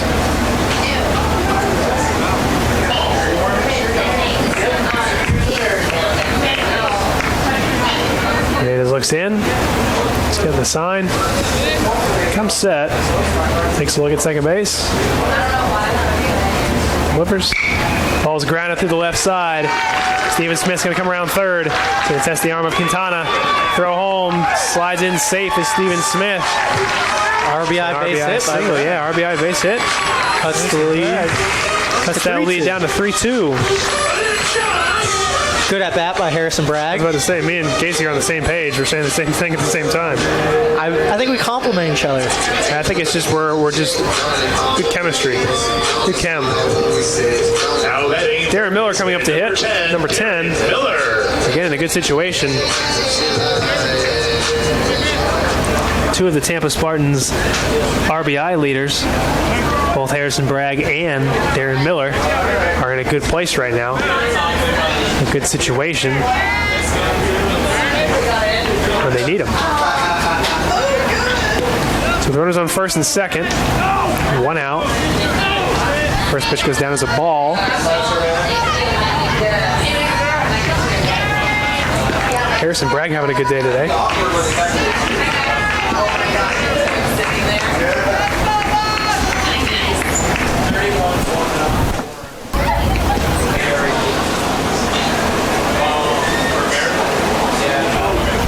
Check swing, did not go. Always a big time. There is, I'm trying to see what number we got out there in the bullpen, but the shadows are, if you can see at home, there are some shadows in the top right corner of your screen. It's warming up pretty quick. Looking to make a change here quickly. 2-0 pitch is lined into the left field. Drew Earhart's around third. Quintana cuts it off, but Drew Earhart is going to score. And there it is. Back-to-back base hits, and that ties up the game. Exactly. Game is tied up now.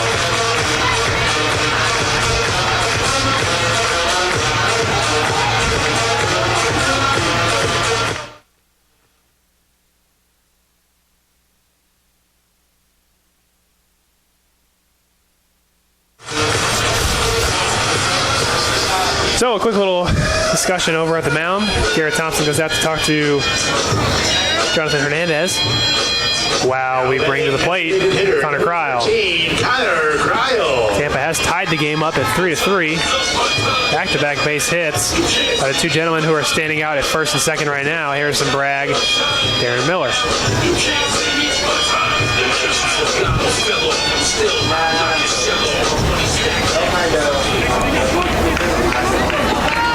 Connor Krause steps up to the plate. He is 0 for 2 today. He had a big first game with 2 doubles and a couple of walks.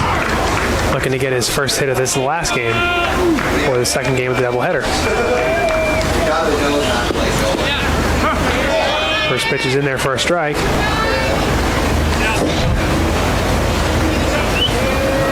It's always tough to have left on left. This is what you'd like if you're Barry. If you're Hernandez, you like to be the left on left matchup.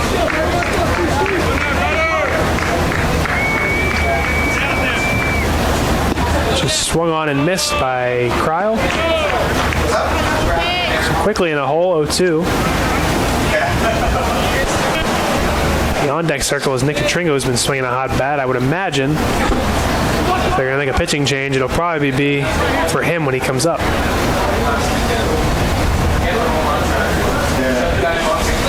The 0-2 pitch is fouled back by Connor Kryle, so not going away too quickly.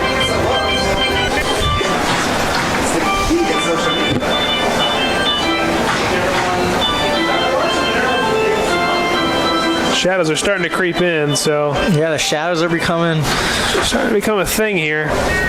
We are just about messes 5 with the minutes, hitter's eyes. A little over 5 minutes till 6, so it's starting to become a bit of an issue here if you're the hitters on either team. Ball swung on and missed. There was a little breaking ball down there, a little low and away for out number 2. So now coming up to hit is the right fielder, number 4, Nick Tringo. And we are going to get a pitching change.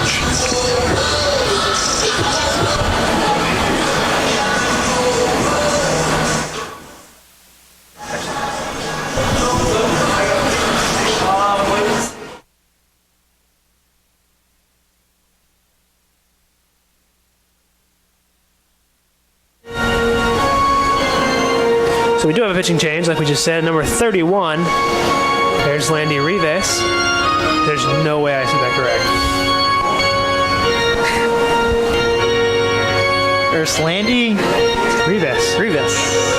Maybe I got it right, but I just don't feel like there's a way that I got that right. He's a 5'11 freshman from Hialeah, Florida. Hialeah Education Center. So a good outing by Jonathan Hernandez. Case to see if we can get a line on him.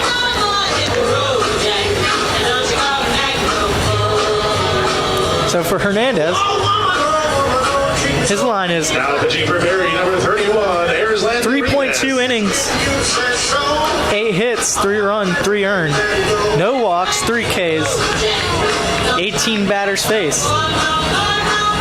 Total pitches 55, 40 of them were strikes. So he was around the plate. Yeah, for sure. I mean, look, until this inning, he was effective, and not that he wasn't effective this inning, he just got hit around a little bit, so yeah, it's kind of one of those things, and it's just a tough part of the order. I mean, a couple base hits, actually a lot of singles, really. 4 singles. And as we reiterate, we got going with Steven Smith. Yep. Again. Yep. So Smith acting as the catalyst again.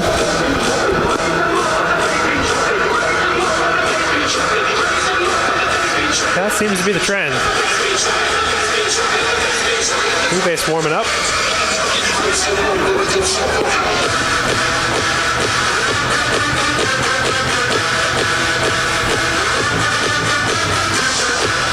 If you can hear the music today is brought to you by DJ MC White. Oh, DJ MC White up there. He is the official DJ of the Tampa Spartans, also the official DJ of USF Baseball, and the official DJ of the Tampa Bay Rays.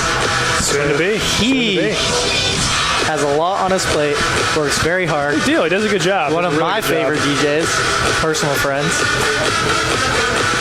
So shout out to DJ MC White.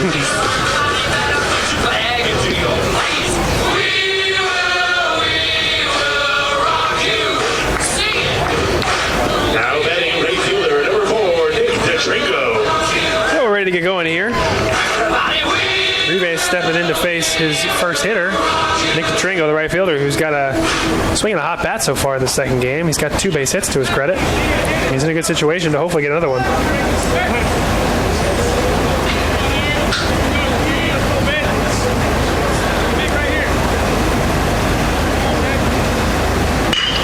Ball is grounded over to short. Manje isn't able to come up with it. And he's 6. Ball got kind of tangled up with Harrison Bragg running by him. I would imagine that kind of threw him off his rhythm a little bit. Needless to say, and he's 6. He's got the bases loaded.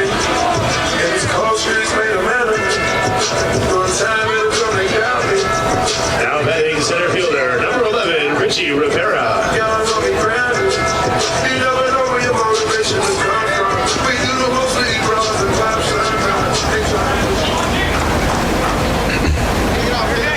So the bases are loaded for Richie Rivera, number 11.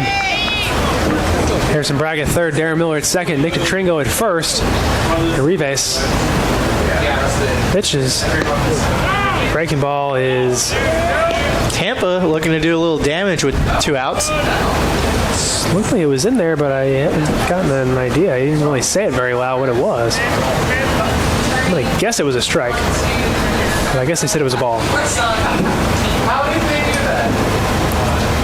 A 1-0 pitch. Swung on, but fouled back.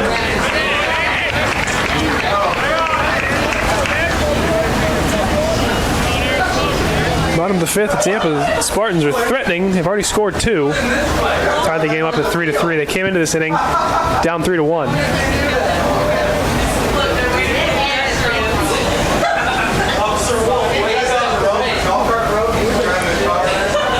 Perry Buccaneers scored 2 last inning to go up on a big Jonathan Quintana single that scored 2. Tampa Spartans have answered back. Ball is in there for a strike. Count is 1-2. Richie Rivera.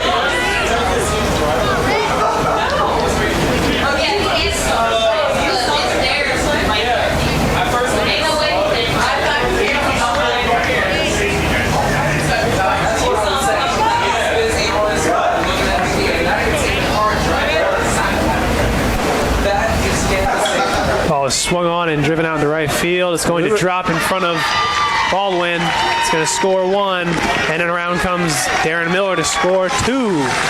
So a big RBI, 2 RBI single by Richie Rivera. And it also allows Nick Tringo to go from first to third. Take the hits any way you can. Pretty crazy, pretty crazy. Yeah. So the Spartans take the lead. It is now 5-3. Bringing up the catcher. Oh, we got a pinch hitter. Big time, big time. We do have a pinch hitter, Danny Servin, coming in to hit. So looks like he'll be taking over the catching duties from Chris Gaffney. He will. He's up to pitch hit for Chris Gaffney. So number 44, Danny Servin again, hitting it, coming in to pinch hit. Probably stay in there to catch. He caught the first game. Richie Rivera with the big 2 RBI single that puts Tampa up 5-3 here in the bottom of the 2nd, or bottom of the 5th, excuse me. Runners in the corners. 2 outs.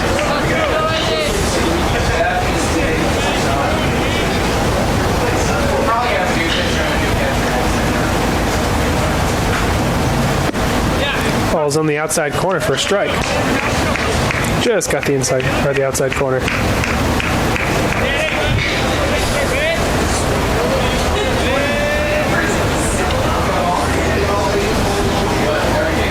The Spartans leading 5-3 now. Other arm warming up in the Barry Buccaneer bullpen. Try and say that 3 times fast. Barry Buccaneer bullpen. Barry Buccaneer bullpen. Barry Buccaneer bullpen. Barry Buccaneer bullpen. Okay, a little bit easier than I thought.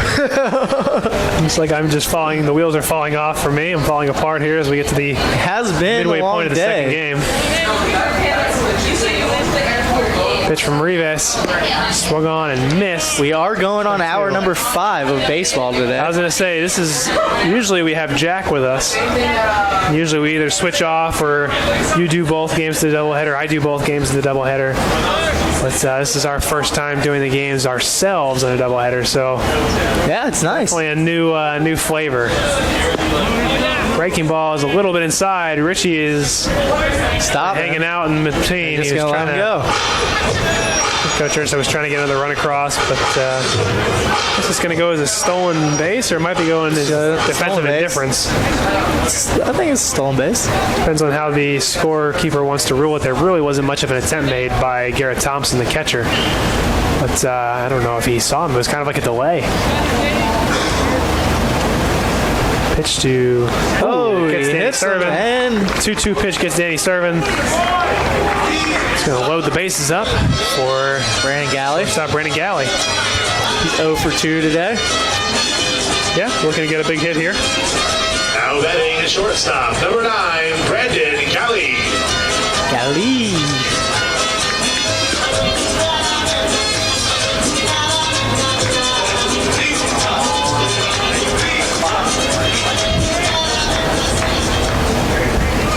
Bases loaded, 2 outs. Spartans leading 5-3. It's been a big inning for the Tampa Spartans.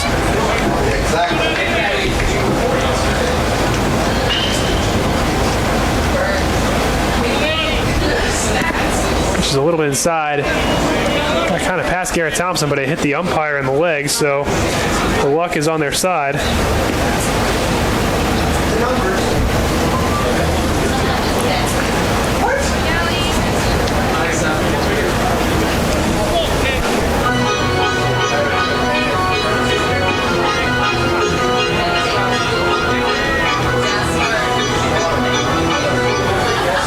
Count is 1-0. Brandon Galley going to get his first base hit of this game. He did have a big home run in the last game, so you can imagine the Spartans would love for him to hit another one here. 4-run fifth so far. Ball is fouled off to the right side. So Lavaro gives chase, but to no avail.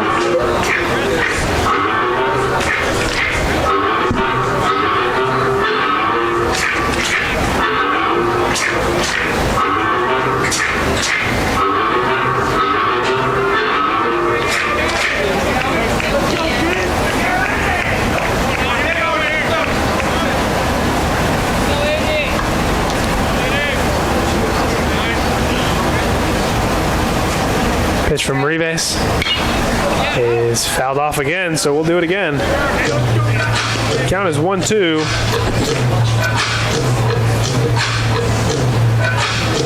Two outs, bases loaded. Tampa Spartans up 5-3. Brandon Galley at the plate, looking to extend that lead.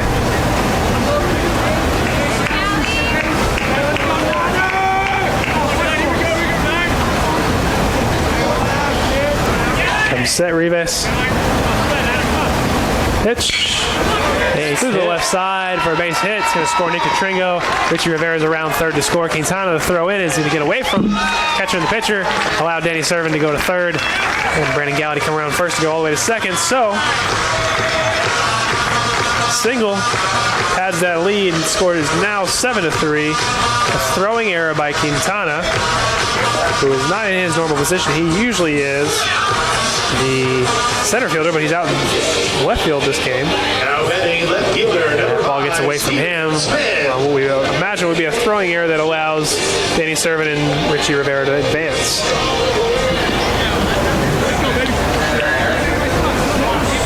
So, runner on second and third, 2 outs. Brings up Steven Smith. He's 2 for 3 today.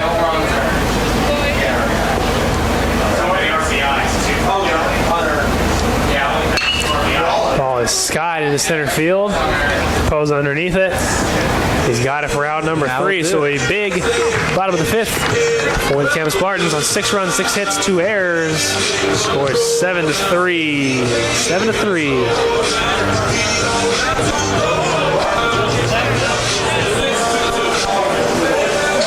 Right of the 5th inning, 6 runs, 6 hits, 2 errors, and 2 left on base.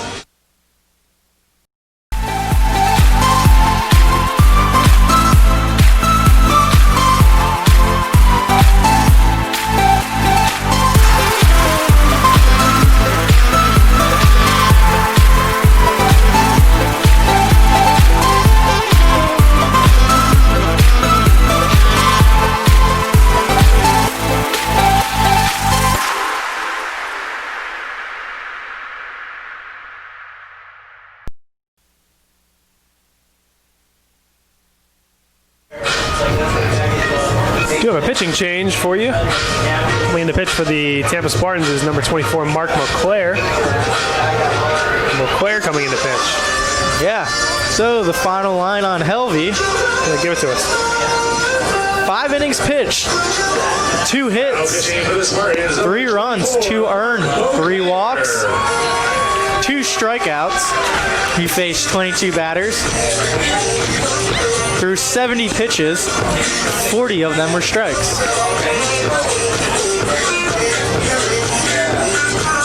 So I would believe he is in line for the win now, since the Spartans. I would imagine he is. Yeah, he's still in line. Still in line for the win here. He's got 5 innings in the book, so he is in line as long as they can keep this where it is. Getting our first chance to see McClare this weekend. Yeah, he did pitch. He's another guy that lights up the radar gun. He's usually throw it. 93, 95, can touch 6. He can throw it up there for sure. So I imagine you'll see a lot of scouts' radar guns go up when he throws. You don't have to speak it too much. It's already going on. Quite a few scouts here behind the plate. So Servin comes in defensively. He does. As we stays in. Assume. Stays in for Chris Gaffney. He's catching now. That's the only defensive change.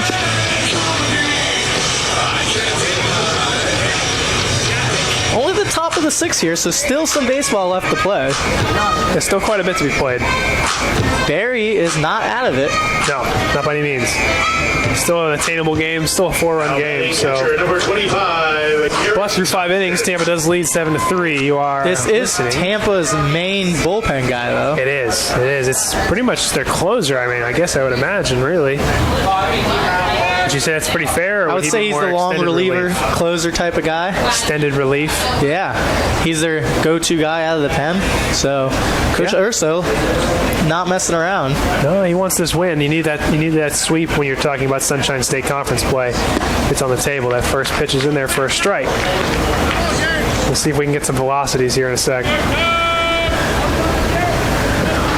Look like 94 on the gun. Seeing if I can see right now.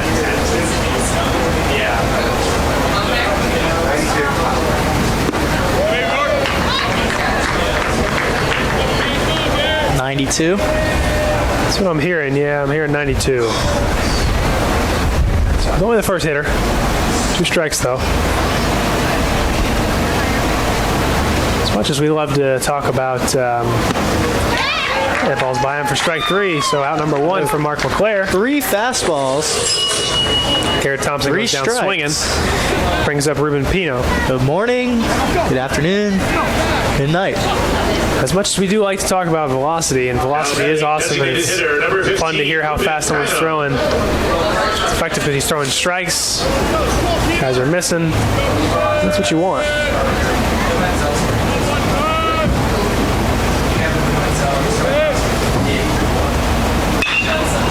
Ball's grounded over to second base. Drew Earhart fields it cleanly. He's over to first.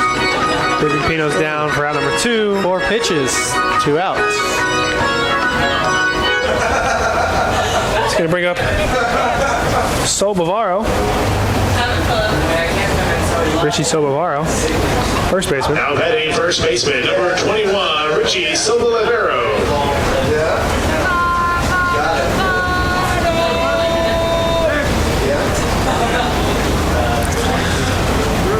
The pitch. Fastball fouled off to the right into the net. So yeah, you're right. We've been hearing 92, 93. That's what we're hearing up here. It's pretty good. Not too fast. Yeah. Or excuse me, not too slow. Pretty fast. What you would expect at a mark? Yeah, it's about right. Especially for guys who. It's tough. Always tough when you're facing guys who, you know, in the middle of their innings, 5 innings in, they've started the velocity maybe goes down a little bit just because you're getting a little bit tired. For him to come in and start throwing 92, 93 it's quick. It's definitely quick. Ball's ground up the middle. It's going to get through for a base hit. Sal Bavaro's on first. 2 outs. Brings to the plate for the Bear Buccaneers. Shortstop, Alexis Mungie, number 1. shortstop, number 1, Alexis Monge.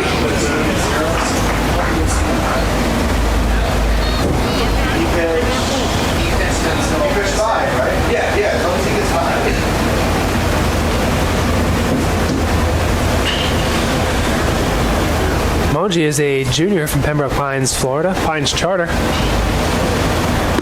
Ball's inside, probably a little bit too close for comfort, but with 2 outs, there is a runner on first. Score still is 7-3, Tampa leading.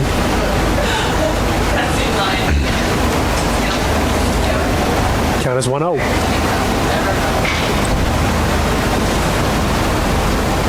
Pitch high again. Brings the count to 2-0.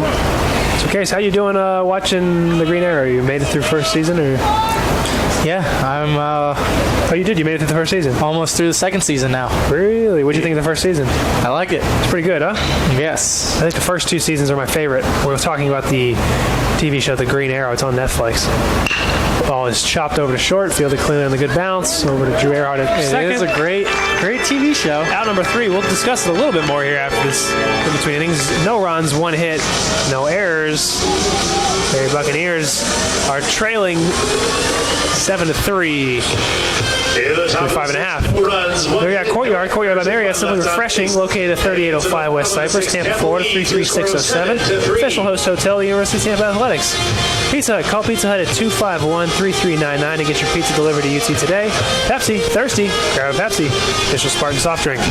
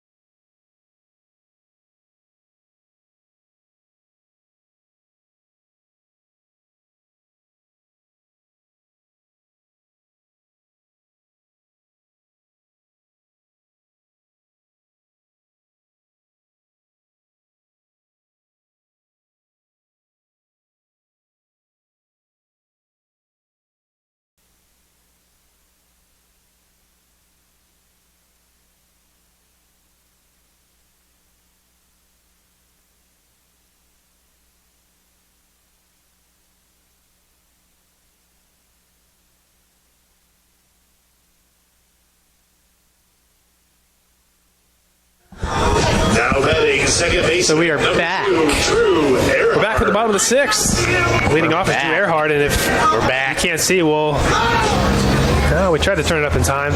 Drew Earhart walked out to a little bit of Marvin Gaye.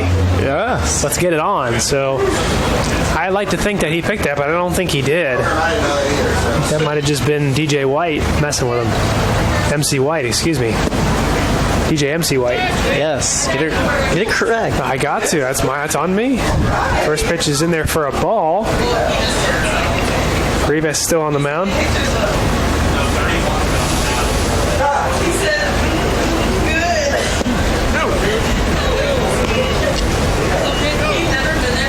Shadows are getting worse and worse. It's difficult for us to see. Can't imagine how the hitter and catcher feels. Ball's lined to the right side. I guess Drew Earhart said, I can see it just fine. Yeah, that's his 3rd hit of the day. He's having a heck of a day. 3 for 3 with a walk. He had a couple hits in the first game, too, so having a good game. He makes it on to first base. Jack wants everyone to know that he made it through customs all right. He did. Yes, he keeps tweeting at me, so shout out to Jack, and thank you for keeping us updated on your trip. We'll make sure everyone knows that you got through customs. It took an hour and 45 minutes. So we're going to have a pitching change. We'll get to that number as soon as we can. Everyone, Jack has made it to Cancun through customs. He's on his way to the beach. We have number 30 coming in, Roger Garcia, right-handed pitcher, 6'2" freshman from Hialeah, Florida, by way of Broward Community College. So,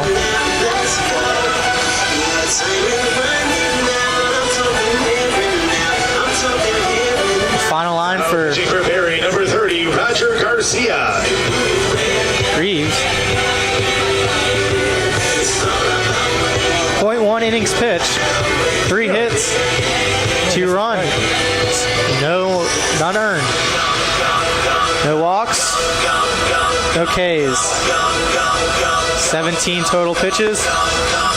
10 of them, which were strikes. Not bad, not bad.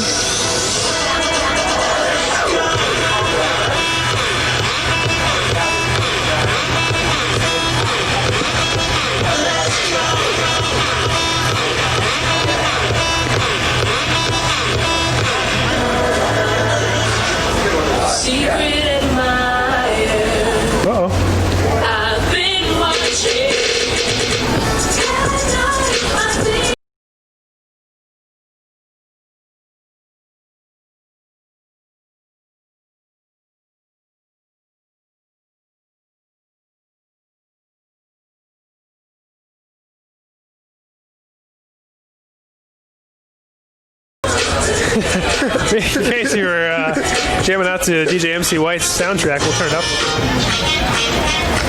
We're doing the Running Man up here. Yeah.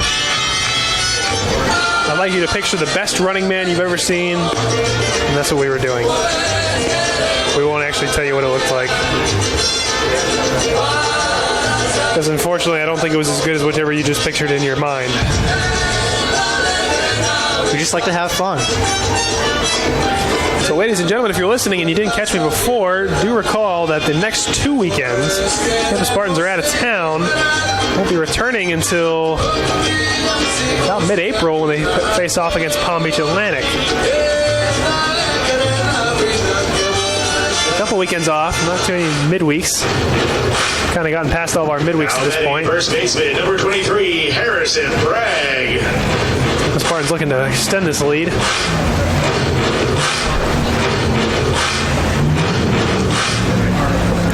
Harrison Bragg steps to the plate with Drew Earhart on first after singling for his first at-bat of the inning. Roger Garcia on the mound. Faces his first hitter. Earhart's on the run. Ball's in the dirt. Not fielded cleanly by Garrett Thompson. It's going to allow that goes down as a Earhart stolen base. to get as a stolen base. Number Correct. 5 on the season. So he's starting to rack him up a little bit. Yeah, he's starting to rack him up. Get him how you can. So, Drew Earhart on second base. Harrison Bragg looking to hopefully get himself another RBI. He's 1 for 2 on the day. He's got a walk. RBI single to his credit. Ball is sky to the left field side, the left side, third base line. And Manzares is out after it, but it is going to get into the net. There's straddling. one thing Harrison Bragg does, and that's hit some high fly balls. He hits them really high.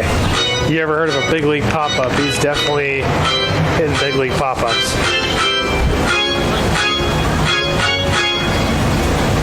His pitcher might be in the dictionary under big league pop fly. It might be.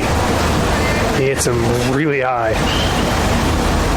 Really high and really far. We do have double barrel action in the Barry Buccaneer bullpen. Barry Buccaneer bullpen, Barry Buccaneer bullpen, Barry Buccaneer bullpen. Oh, ball swung on. I don't know if it hit much. The catcher took it. It sounded pretty solid, like a thud. Might have been in the leg. It might have caught him like the inside of the leg a little bit. Rub some dirt on it. Take a deep breath. Get back in there. But be careful. Kind of just looks like he... Take your time. Like when someone got the wind knocked out of them earlier, kind of what it looks like. So we'll see if we can get a word on what actually happened. Trainer's coming out to check. Gotta make sure we're okay. No issues.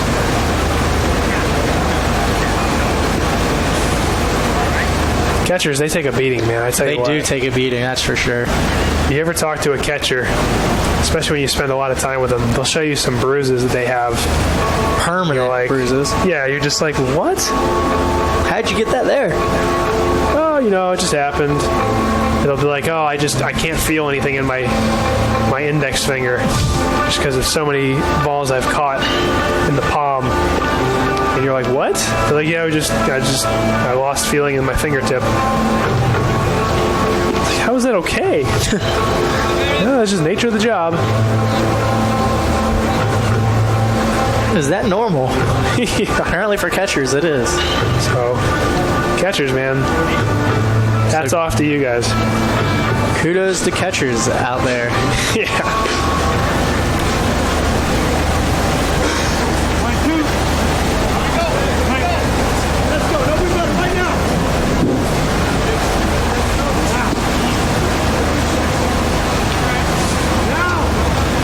Garcia sets, pitches. Breaking ball is missed by Harrison Bragg. It's going to be strike 3. So, 1 out.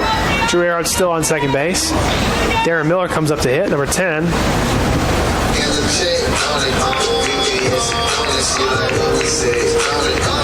batting third base. Darren Miller is 1 for 3 in the game.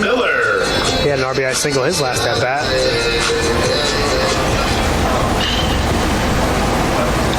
RBI single to left field. He'd love to get another single, get another RBI. Garcia would love to put him away. Ball is fouled off. First pitch swinging. The right side. Oh, bounces back onto the field. The ball just doesn't want to leave the field. It loves the game. For the love of the game. I'd be the baseball that would land outside of the field and say, no, I'm staying over here. Less contact.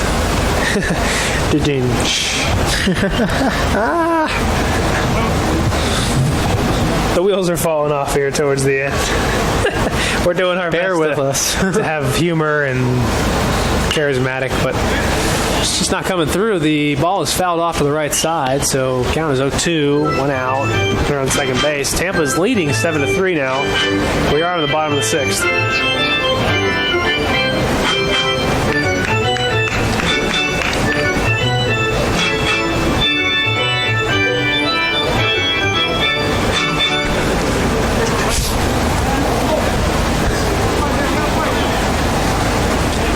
Garcia takes the sign. He comes set. Checks the runner at second base. Earhart lifts, delivers. Ball looks like it's a little bit inside. Looks like he might have fooled the umpire. The umpire looked like he kind of wanted to do something. But nothing. Terrell Poole behind home plate making calls today. DJ Briner Jr. out in the field.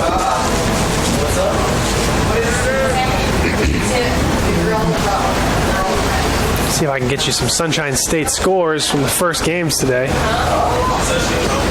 Ball's going to get by the catcher Thompson. Drew Earhart is going to be able to advance to third.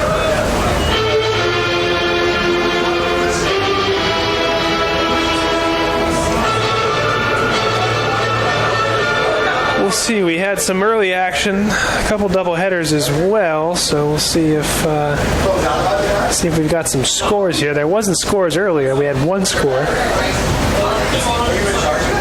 So again, the score from earlier, Eckerd did beat Rollins 7-4. Obviously, Tampa, if you were listening to the first game, they beat Barry this afternoon earlier, 13-2. Nova beat Palm Beach Atlantic 14-6. Miller's hit by a pitch. Hit by a pitch. 2-2. He's hit by a pitch, so that's going to put runners at the corners, bringing Connor Cryle to hit. And that is all we got. Oh, Florida Tech beat Embry-Riddle 5-4. Eckerd beat Rollins both games today. They beat him 5-4 in the second game.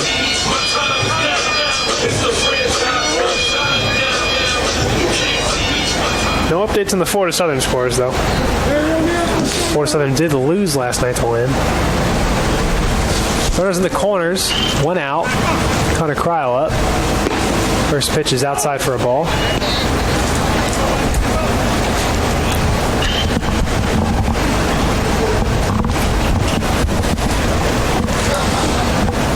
We just got a ball in the field. I wonder if someone's going to go get it. I think they're just going to leave it there. Ball's outside for a ball 2. I'd like to run a stopwatch and let's see. I'll say about 10-15 seconds ago I noticed it, but we're going to run a stopwatch. See how long the ball stays there. See how long it stays there. He sets. Pitch is outside. Thompson throws into third. It's going to get by the third baseman. Earhart's able to score. Miller is to second.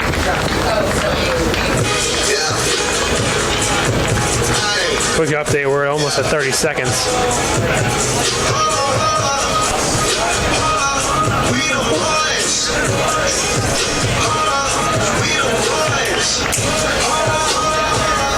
pushing 45 seconds. Baseball still behind home plate. This is kind of incredible. I wonder how long it's going to make it. I'm going to say, we're pushing 2 minutes. You think 2 minutes? I'm going to set the over-under at 1:45. 3-0 pitch.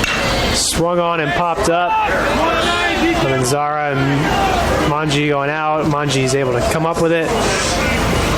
2 outs. We're pushing 115 here. This ball is sitting right behind home plate. Okay, the umpire's turned around. Richie, good guy. So 120. 120 on the dot. If you want to add the 15 seconds before we started the stopwatch. 130, so the over-under was 145, and it didn't quite make it. But that ball sat out there for probably a little bit longer than it should have. Good thing there was not a play at the plate. Good thing there wasn't a foul ball that the catcher had to go back and get. Yeah, you wouldn't know which one to get. Yeah, that's a good question. We have, I have a funny story about that. First pitch is, I think the Tringo is up, 2 outs, runner on second. So in spring training we had it was instructional league. They would have a day where it was raining, so they would go through rules, like some kind of crazy situations and this and that, and everybody would guess to see if they knew the rules. It was kind of like crazy situations to make sure, like, if they ever occurred, you knew what was going on. Ball's in there for a strike. Counts 1-1. And at one point, like, we're going through all these situations, and we think we figured them all out. And so they're asking, like, do you guys have any crazy situations that you have other than what you already have? And a lot of our Latin guys they're just dying laughing. One of the Latin guys had said something, and they're all dying laughing. We're like, what? So he tells one of the translators, and the translators they're starting to laugh. Ball's in the dirt. And they said, man, he's crazy. Don't worry about it. And they said, no, what was his play? He said he wants to know if there's a play at the plate, and the runner's coming around third base, and he runs into home, and the ball is thrown into home plate, and the umpire goes to make the call, and it hits his bag of balls, and all the balls go everywhere. Which ball is the ball that gets taken to be used?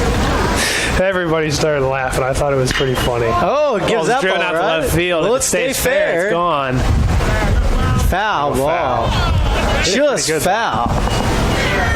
Coach Urso looking up at the net, trying to figure out, was that foul or did that go over the foul pole? He's got an inquisitive look about him. Yeah, he's still looking to see. He's in that same pose. That could have gone either way. I hit third tier. Gave that ball a ride. Nevertheless, Tringo comes back to face Garcia for another pitch. He gave that ball a ride. That could have been a Yahtzee.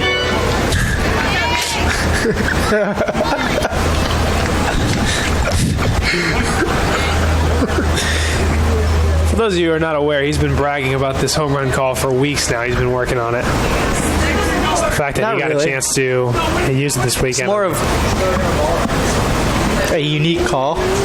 You call it what you want. I call it a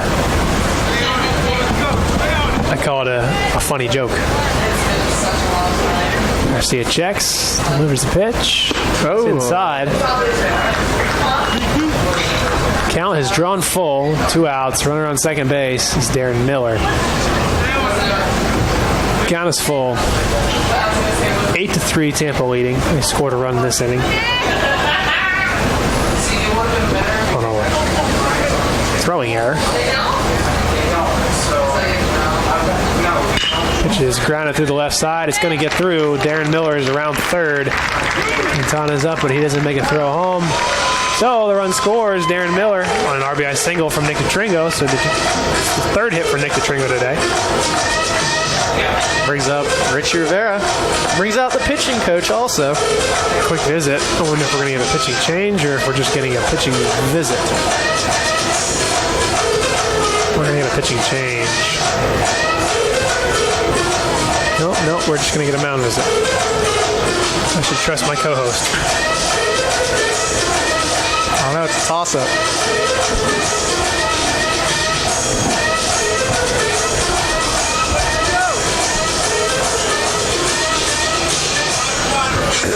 And that will do it.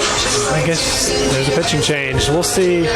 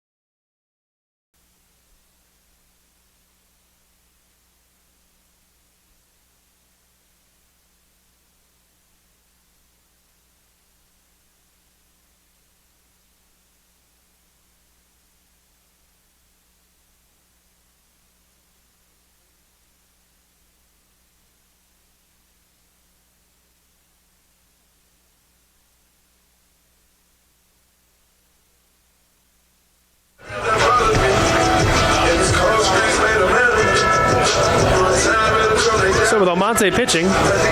Richie Rivera steps up, number 11, with 2 outs. Runner on first base. Runner on first base is Nick Katringo, who just had an RBI single. That brought the lead up to 9-3 in favor of the Tampa Spartans. First pitch to Katringo is a little bit out.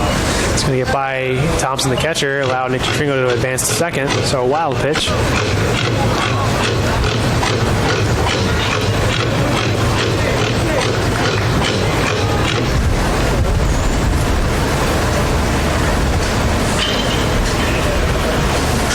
Count is 1-0. Sets, takes the pitch. It's a little bit down. Ball number 2. Tampa pulling away in the bottom of the 6th. They seem to be. Scores 9-3. Tell you what, these have been some long games. Ball's a little bit low for ball number 3. I'm sure Richie Rivera is probably getting the hold or the take sign. It would make sense.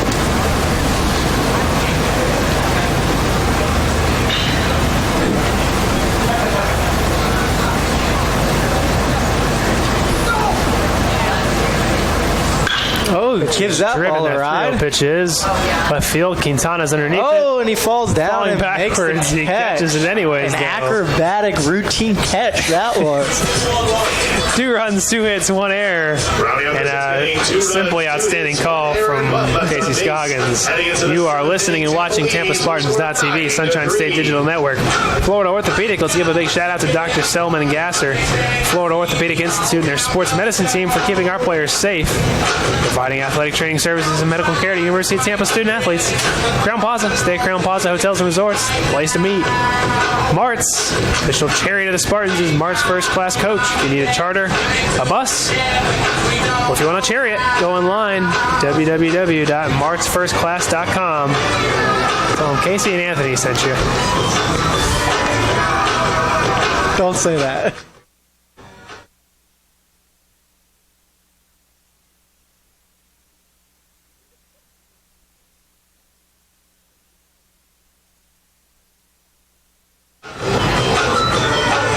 To clarify that I did say Casey and Anthony. We had a little mix-up or a little bit of a funny joke that was when we were on the schedule. It showed Casey Anthony on the schedule, so we were wondering if Casey Anthony was coming in to and that would have been a broadcast. Worst case. Yeah, that would have been a controversial decision to put her on the air. But no, Casey and Anthony. Needless to say, there's been some funny jokes at the expense of both of our names. But the show goes on, and I believe we're going to get ourselves a pinch hitter here. Pinch hitting for Barry, number 23, Joel Alvarez. Are going to get a pinch hitter. Pinch hitting for Barry. Number 23, Joel Alvarez, the 5'9" freshman from Hainesport, New Jersey. Let's see if I can say this correctly. Roncocas Valley Regional High School. Played in the second game, which was the first game of today, first game of the doubleheader. Mark Monclair back out on the mound. His first pitch is a little bit high. Ball 1.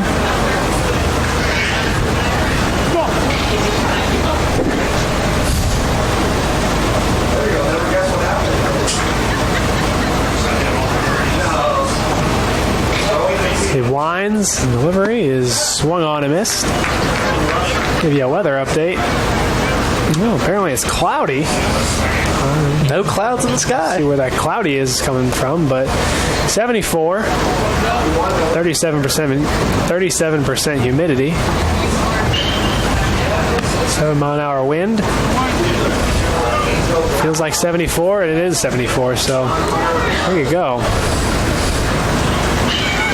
It has been a beautiful afternoon. We've also been fortunate enough to sit inside and not have to deal with the heat.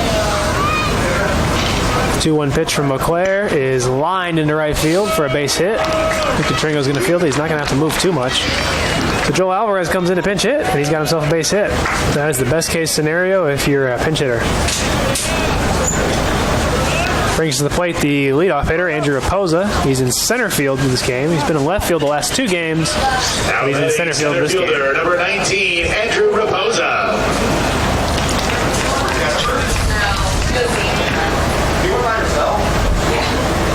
Runner on first base. Nobody out. Pitch from Auclair is a little bit inside for ball 1.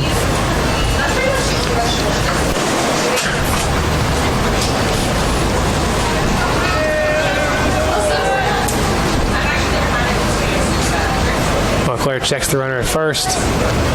Alvarez sets and delivers, which is still a little bit high. Counts 2-0.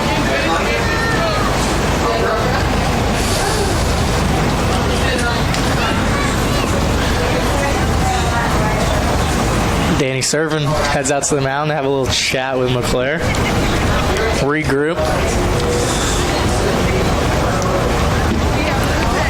Yeah, sometimes it's a good thing. Now, the crazy thing is that with the new MLB rules, that's going to count as a mound visit. Is it? Do that, yeah. You only get 6 of them a game, I believe. Holding there for a strike.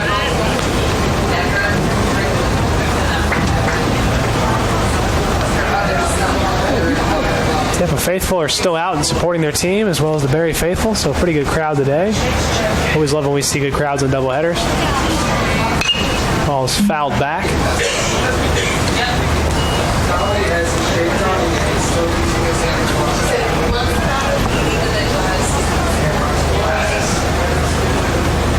Do you have any shout-outs today, Case? Or shout out to all the people listening. Besides that, of course, that's an obvious shout out. But anybody personally listening to you wanted to shout out to? Player sets, delivers, ball's in there for strike number 3. It's the inside corner, 1 away. Alvarez is still on first. It does bring to plate third baseman Justin Lamazares. Now batting third baseman, number 10, Justin Lamazares. Lamazares is over 3 today, looking to get his first hit.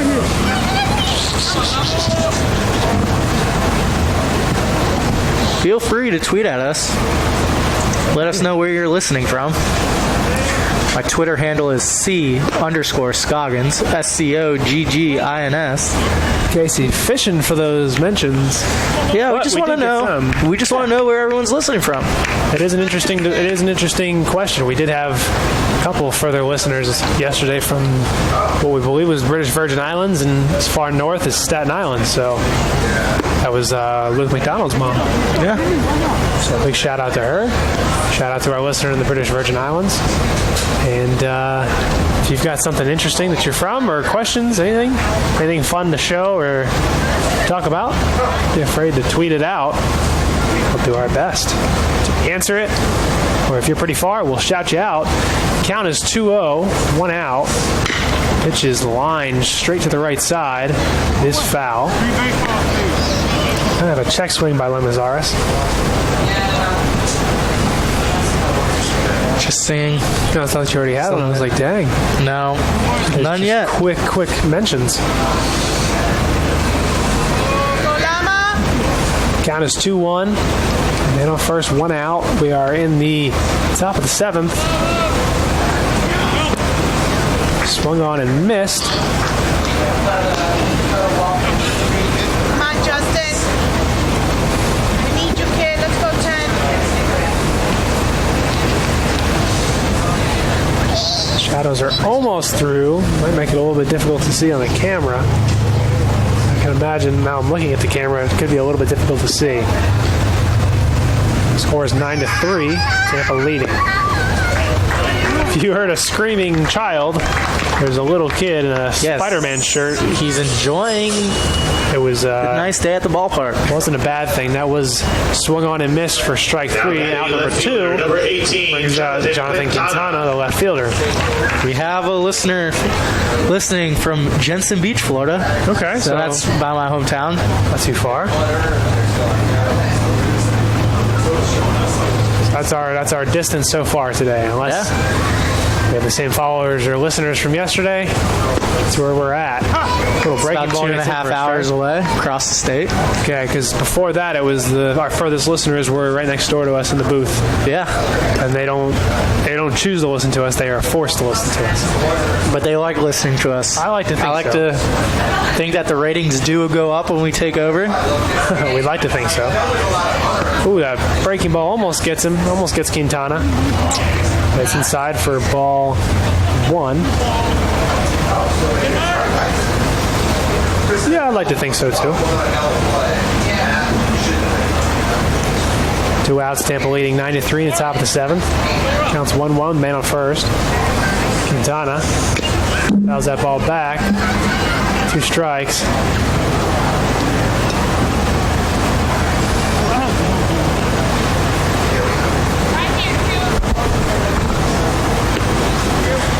Yeah, that little kid was just running around and he was swinging from bleacher to bleacher. Yeah, he's just having a good time. A good old Spider-Man. I guess he is the friendly neighborhood Spider-Man. He is. Always putting a smile on everyone's faces. I think he enjoys it too. He knows he's doing it. Player sets on the run is Alvarez. Right on the money. Got him. Nice throw from Danny Servin. A nice tag from Drew Earhart. Able to get out of that jam. No runs, 1 hit, no errors. No player in Tampa get out of it pretty easily. We're going to stand up and stretch. Tampa Spartans TV, Sunshine State Digital Network. We are in the 7th inning stretch with Tampa leading 9-3. Here's the top of the 7th. No runs, 1 hit, no errors, and no one left on base. Heading into the bottom of the 7th, Tampa leads with a score of 9-3. Ladies and gentlemen, please stand and join us for the 7th inning stretch.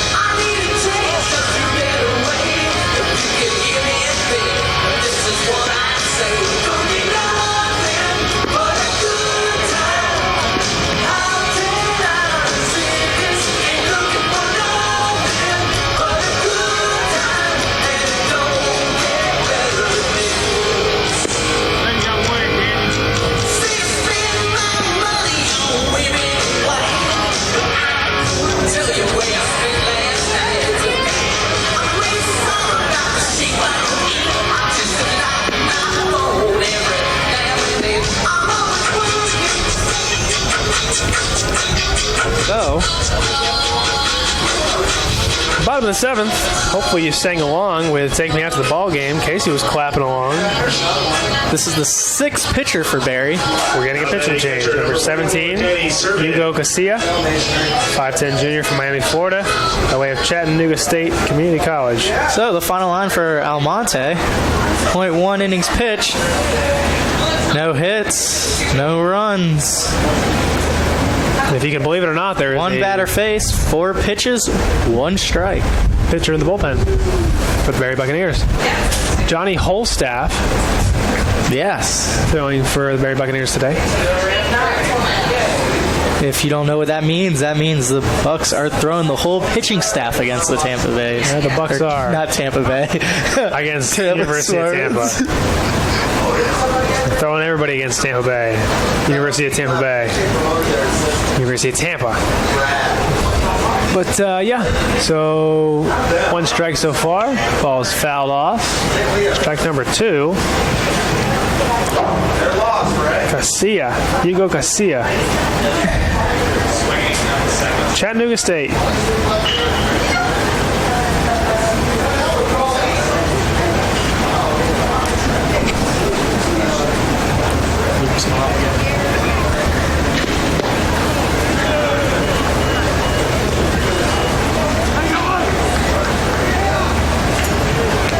shout out. We just got a tweet in, Staten Island, telling us we're doing a good job. We appreciate that. We'd like to think that we are. It's always nice to hear it. Out on strikes is Danny Servin. One out. Brings shortstop number 9, Brandon Galley, to the plate.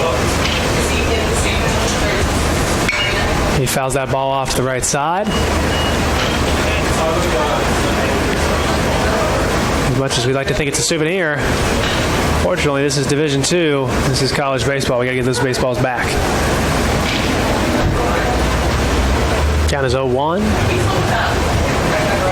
Casilla delivers. Ball swung on and missed for strike 2.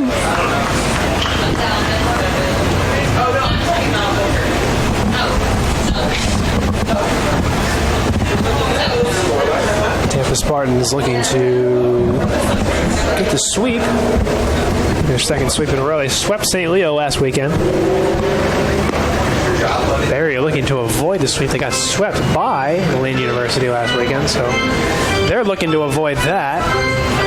9-3. It's still attainable to come back if you're Barry. You need to put together a couple good innings. At the bottom of the 7th, Tampa Spartans are still hitting. Ball's fouled off by Brandon Galley.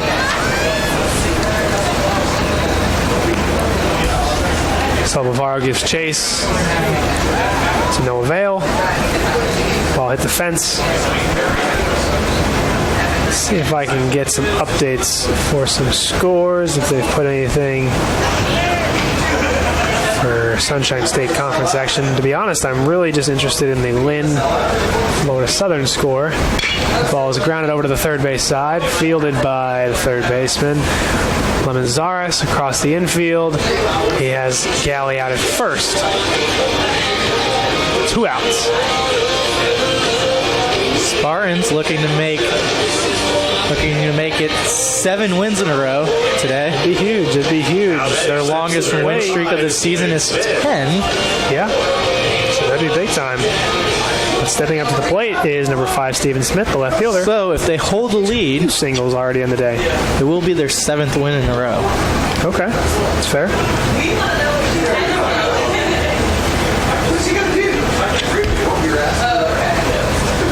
First pitch from Casilla is down in the dirt a little bit for ball 1. So an update. Last night, Florida Southern fell 4-3. Lynn beat them. And the first game of the doubleheader today, Florida Southern lost again. Lynn beat Florida Southern 15-4. Wow.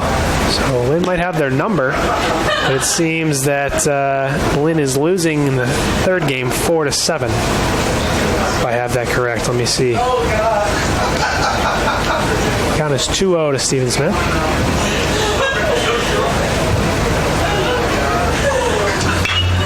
Ball is skied over to the left field side. Mungee's underneath it. He's called it. He's got it in foul territory. And that's going to retire Steven Smith for out number 3. No runs, no hits, no errors. TampaSpartans.tv, Sunshine State Digital Network. Through 7, Tampa leads 9-3.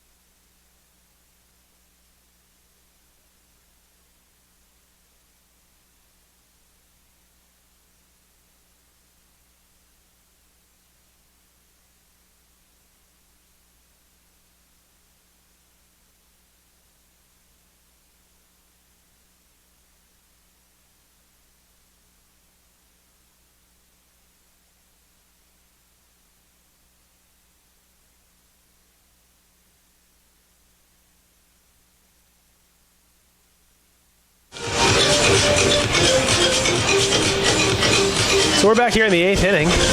Top of the 8th. Barry Buccaneers up to hit. Jonathan Quintana leading off, the left fielder. Number 18, Jonathan Quintana. He's got 2 hits today. One was a big 2 RBI single that put the Barry Buccaneers on top. That was back in the 5th inning, so not too long ago. But he has had a good game. Some defensive changes for the University of Tampa. Cole Perry in at third base for Darren Miller. The sun is kind of getting into that tough spot. As I don't know if you guys can see at home, ladies and gentlemen, can see at home. Brandon Galley's kind of struggling there at shortstop, trying to look in. I can feel that pain. It's tough sometimes. It's like when you get down real well, you can see it, but standing straight up, you can't. Even bending your knees a little bit, you can't. So it's like trying to find that happy medium. Count runs to 3-0.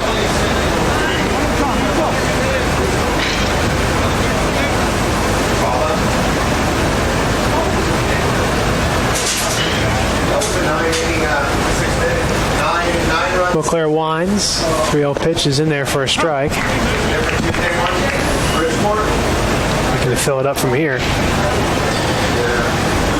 Tampa looking to put this one away. Quintana, only hitter on the team that's recorded multiple hits in this game. He skies that one over to the right side. DeTringo gives chase. He's underneath it. He calls it. And he's got it for out number 1. One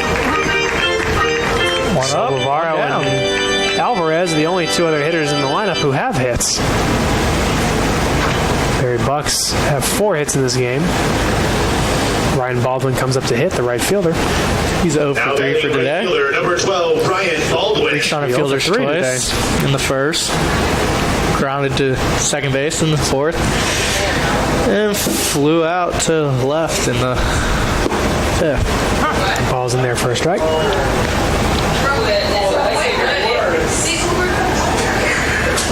Baldwin looking to get his first hit of the game. LeClaire looking to get back in as quick as possible so the Tampa Spartans offense can get back at it. Check swing, back to the mark. On the steps and throws. Out 2 up. 2. 2 down. Coming up is the catcher, Garrett Thompson. Now batting catcher is also 0 for 3 today. Garrett Thompson. Fielded into a little bit of a fielder's choice there. Grounded out to short. And he struck out his last at bat. So looking to get his first hit of the game. LeClaire looking to get us back, Tampa Spartans back into the dugout. Hello pitch is inside for a ball. It's a breaking ball. I always found these games to be a little bit tough, Case, and maybe you can second what I'm talking about, but you come out here, you struggle for a couple innings, or it's close for a couple innings, whatever it is, swung on and missed. 1-1 is the count, 2 outs, and then all of a sudden you get that big lead and you're up, and it's like, okay, we did our part. You kind of feel that you think the momentum's on your side, and then you come back up, especially in games like the last game where the score was a little bit higher. It's tough to stay focused and just try and get out there and make the most of your at-bats. It is, especially on doubleheaders, 9-inning doubleheaders. Tough. On top of that, so it takes not easy, man. Yeah. The 1-2 pitch is fouled off on the right side. It's just something where you try not to waste them because you don't want to. You can end up going 0 for real quick. Yes, you or can. 1 for like 5 real quick. Like I say, you guys try and stay in the game, stay loose, stay relaxed, have fun, but still compete. And compete. I guess the biggest one. Stretch it out. Got to, man. Got to. Pitch is swung on a miss. Strike number 3. And down goes Barry in the top of the 8th. No runs, no hits, no errors. 3 down. Listening to Sunshine State Digital Network, TampaSpartans.tv. Barry is trailing 9-3 through 7.5. No hits, no errors, and no one.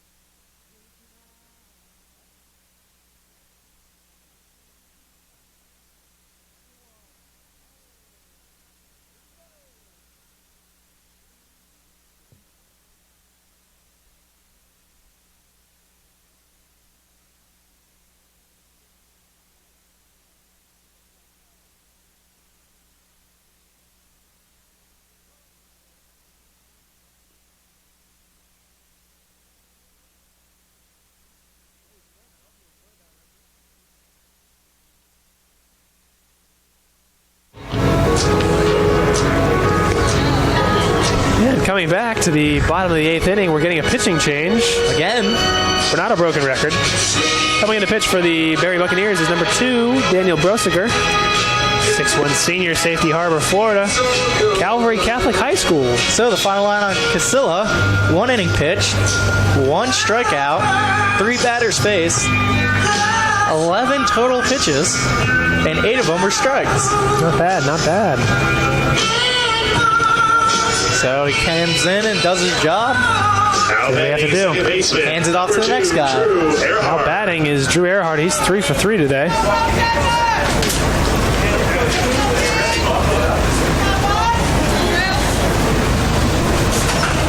Brosiger looks in. Look at his first pitch. Drew. It's going to be over for a strike. Looking to stay perfect on the day as he's 3 for 3 with a walk. Not bad, man. Not bad. 3 singles. But he's not the only guy with 3 hits on the team. DeTringo actually has 3 hits. Steve Smith has 2. So quite a few hits to be had for the Tampa Spartans. They have 12 on the day. Safe to say they brought the bats this weekend. Ball is swung on and flied out to center field. One out. Caught. Andrew Raposo. So quick first out. Hasn't been the cleanest game for both sides. 3 errors for the Berry Buccaneers and 2 for the Tampa Spartans. Not the cleanest game ever, but now batting first baseman number 23, it is what it is. Harrison Bragg. Nature of the game, I guess. Harrison Bragg steps up to the plate, number 23. He's 1 for 3 today. Looking to get his second hit.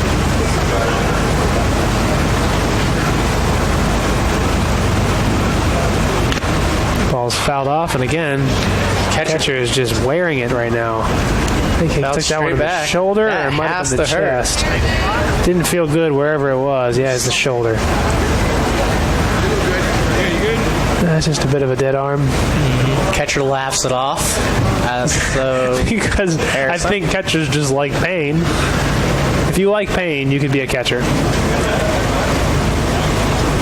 If you're not a fan of fun, if you don't like your legs to feel good, yeah. If you like the way baseballs feel when they hit you, when they're fouled off of bats, if you like the way it feels when you get popped in the hand by playing catch for someone, catching is probably the hobby for you. Yeah.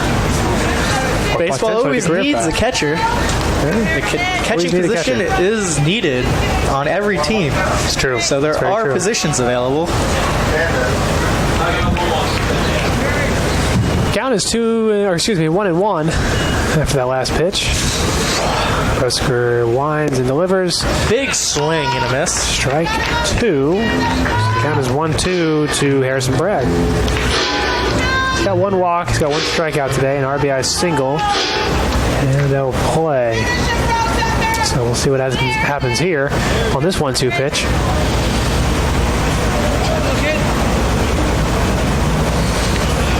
Pitch is over for strike 3. Caught him looking. A little late swing. Yeah, I think he realized. He was mad at himself for taking it. Yeah, I believe he is. Brings to the plate the pinch hitter we told you was playing third base, number 33, Cole Perry. Pitch hitting for the Spartans, number 33. Cole Perry getting his first at bat of the day. Well, not the day, but the game. First at bat of the game, yes. No, it's easy to confuse the day and the game. I understand what you're saying. So, see what he can do with the bat. Pitch from Brosiger. It's in there for a strike, right in the outside corner. And we can't really tell up and down, but we can tell out and in. That one looked like it just got the corner. And at this point, second game of a doubleheader, scored 9-3. My buddy from Jensen Beach just informed me that his buddy, Bruni, in Denmark, is listening to the game. Denmark. So he's 45. He's 4,500 miles away. Yeah. So a big shout out to Denmark. Denmark. I wonder what time it is in Denmark. He's probably shouting it out right now. So he automatically wins. I think he definitely wins. I think our reach is just exceeded anything of our expectations. I think we should be. I'm going to give you the Copenhagen time. It's midnight. Cole Perry down on strikes. Down on strikes. No runs, no hits, no errors. So Shout out to Rooney in Denmark. Where it is midnight. It is actually tomorrow at 5 hours ahead, depending on probably where you are, but give or take an hour. I hear it's nice over there, so I believe it. But maybe I'll go visit one day. I think as we wrap up this game, as we close in on the ninth inning, Mark McClare going back out for his ninth inning. If you're still listening, I think our reach is exceeded what I thought was going to be possible. And okay, let me just preface that I'm saying this in all sarcasm. I think that we're a big deal. We've built an audience. We gained an international audience, like 2 international audiences. By 2, I mean with just 2 people. It's safe to say. One's in international waters. Yes. One's 4,000 miles away. So we are not just in America, folks. We have made our way to international waters. So we're pretty much the pit bull of college sports, of college Division II broadcast. I mean, I just got to say things like Dale and what were some other things he says? I have no idea. Let me see some Pitbull songs besides Wild Wild Love, because that's the only one that comes to mind. What is it, Calle Ocho? Yeah.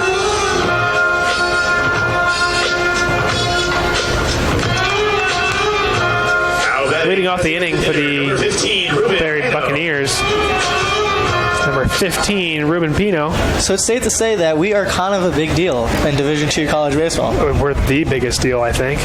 It's going down. I'm yelling timber. Time of our lives. We have that international love. Some might even say we have the international love for college baseball. I know they want us. Calle Ocho. Give us everything of your attention tonight. I'm just giving you different Pitbull songs because we are basically the Pitbull College Division II Sunshine State Conference baseball. Exactly. Sunshine State Digital Network, TampaSpartans.tv are bringing you this. The international superstars, Casey Scoggins and Anthony Coronia.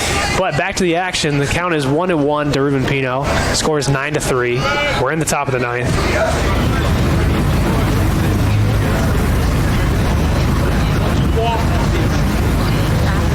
100%. Ball swung on a little bit low. You can see, I don't know if you can see, but the only thing you can see is the sun and Mark McClare shielding his eyes as the ball comes back. It's safe to say he's squinting on the mound? Yeah, I'd say so. Safe to say that if a ball was hit at any amount of speed back to him, he probably would be pretty nervous and not be able to see it.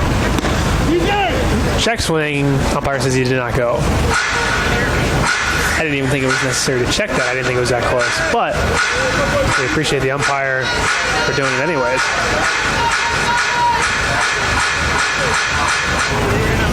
Ruben Pino hitting. Count is 2-2. Claire winds. Pitches. Pulls a little bit up. Count goes full.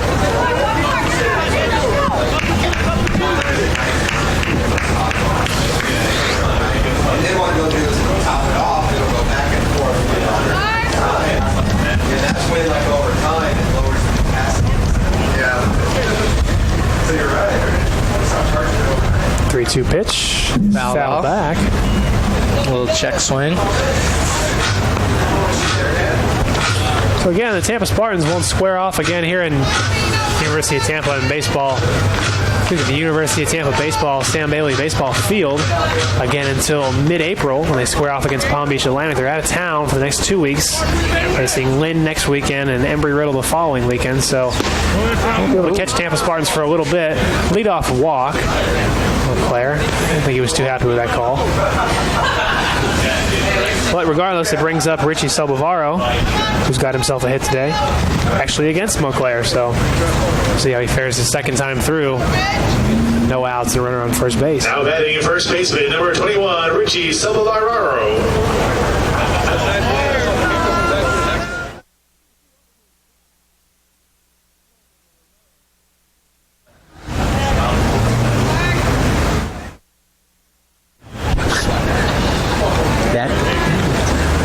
First pitch is a little bit high, ball 1. Imagine if we get another ball, we might potentially see a mound visit here, or at least a catcher's visit. There's no action in the Spartan bullpen. No action. That tells you that this is McClare's inning. This is his inning. He's by himself, and he's got this. A ground ball over to third base. Cole Perry fielded cleanly. Over to Drew Earhart. Over to first base. Harris Taylor made double play. As soon as we say it, and there's a double play. 2 outs. It's going to bring the shortstop, Alexi Manji Rodriguez. Just how you drew it up in the book. The Spartan dugout are on their feet, anticipating the third out, so they can, or what they jog out to the field and congratulate each other. Exactly. If you're a pitcher that's not pitching today, you have to be excited for the last out of the game. Oh, fantastic. You're ready to go. McClare winds, the pitch is grounded over to second base. Drew Earhart catches, he fumbles it, throws it over to first base, and that's the ball game. No runs, no hits, no errors. And the Spartans Tampa comes out on top, 9-3. Tampa wins the game with 12 hits, 2 errors. Barry has 4 hits, 3 errors. There was a sweep. Sunshine State Conference action. The Spartans, after the series, end up at 22-5 and 11-1 in Sunshine State Conference play. Barry Buccaneers will end the series at 12-17 and 1-11 in Sunshine State Conference play. Casey, what did you take away from this weekend? Anything special? You know, the Spartans offense came to play this weekend. They did, for sure. Barry just jumped out early on the Spartans, but the Spartans turned out to be too much to handle. They battled back. The pitching was there. The hitting was there. Defense struggled a little bit today, but it wasn't too bad overall. All around, good series. Well, we do appreciate you all for listening. For Jack Ike, who's on vacation, filling in for him was Casey Scoggins and myself, Anthony Cronia. We appreciate you listening. The international superstars. We are the international superstars. We did have the international love, and we appreciate you listening. We will hopefully see you again when Palm Beach Atlanta comes to town. Until then, have a safe weekend and enjoy. Deuces.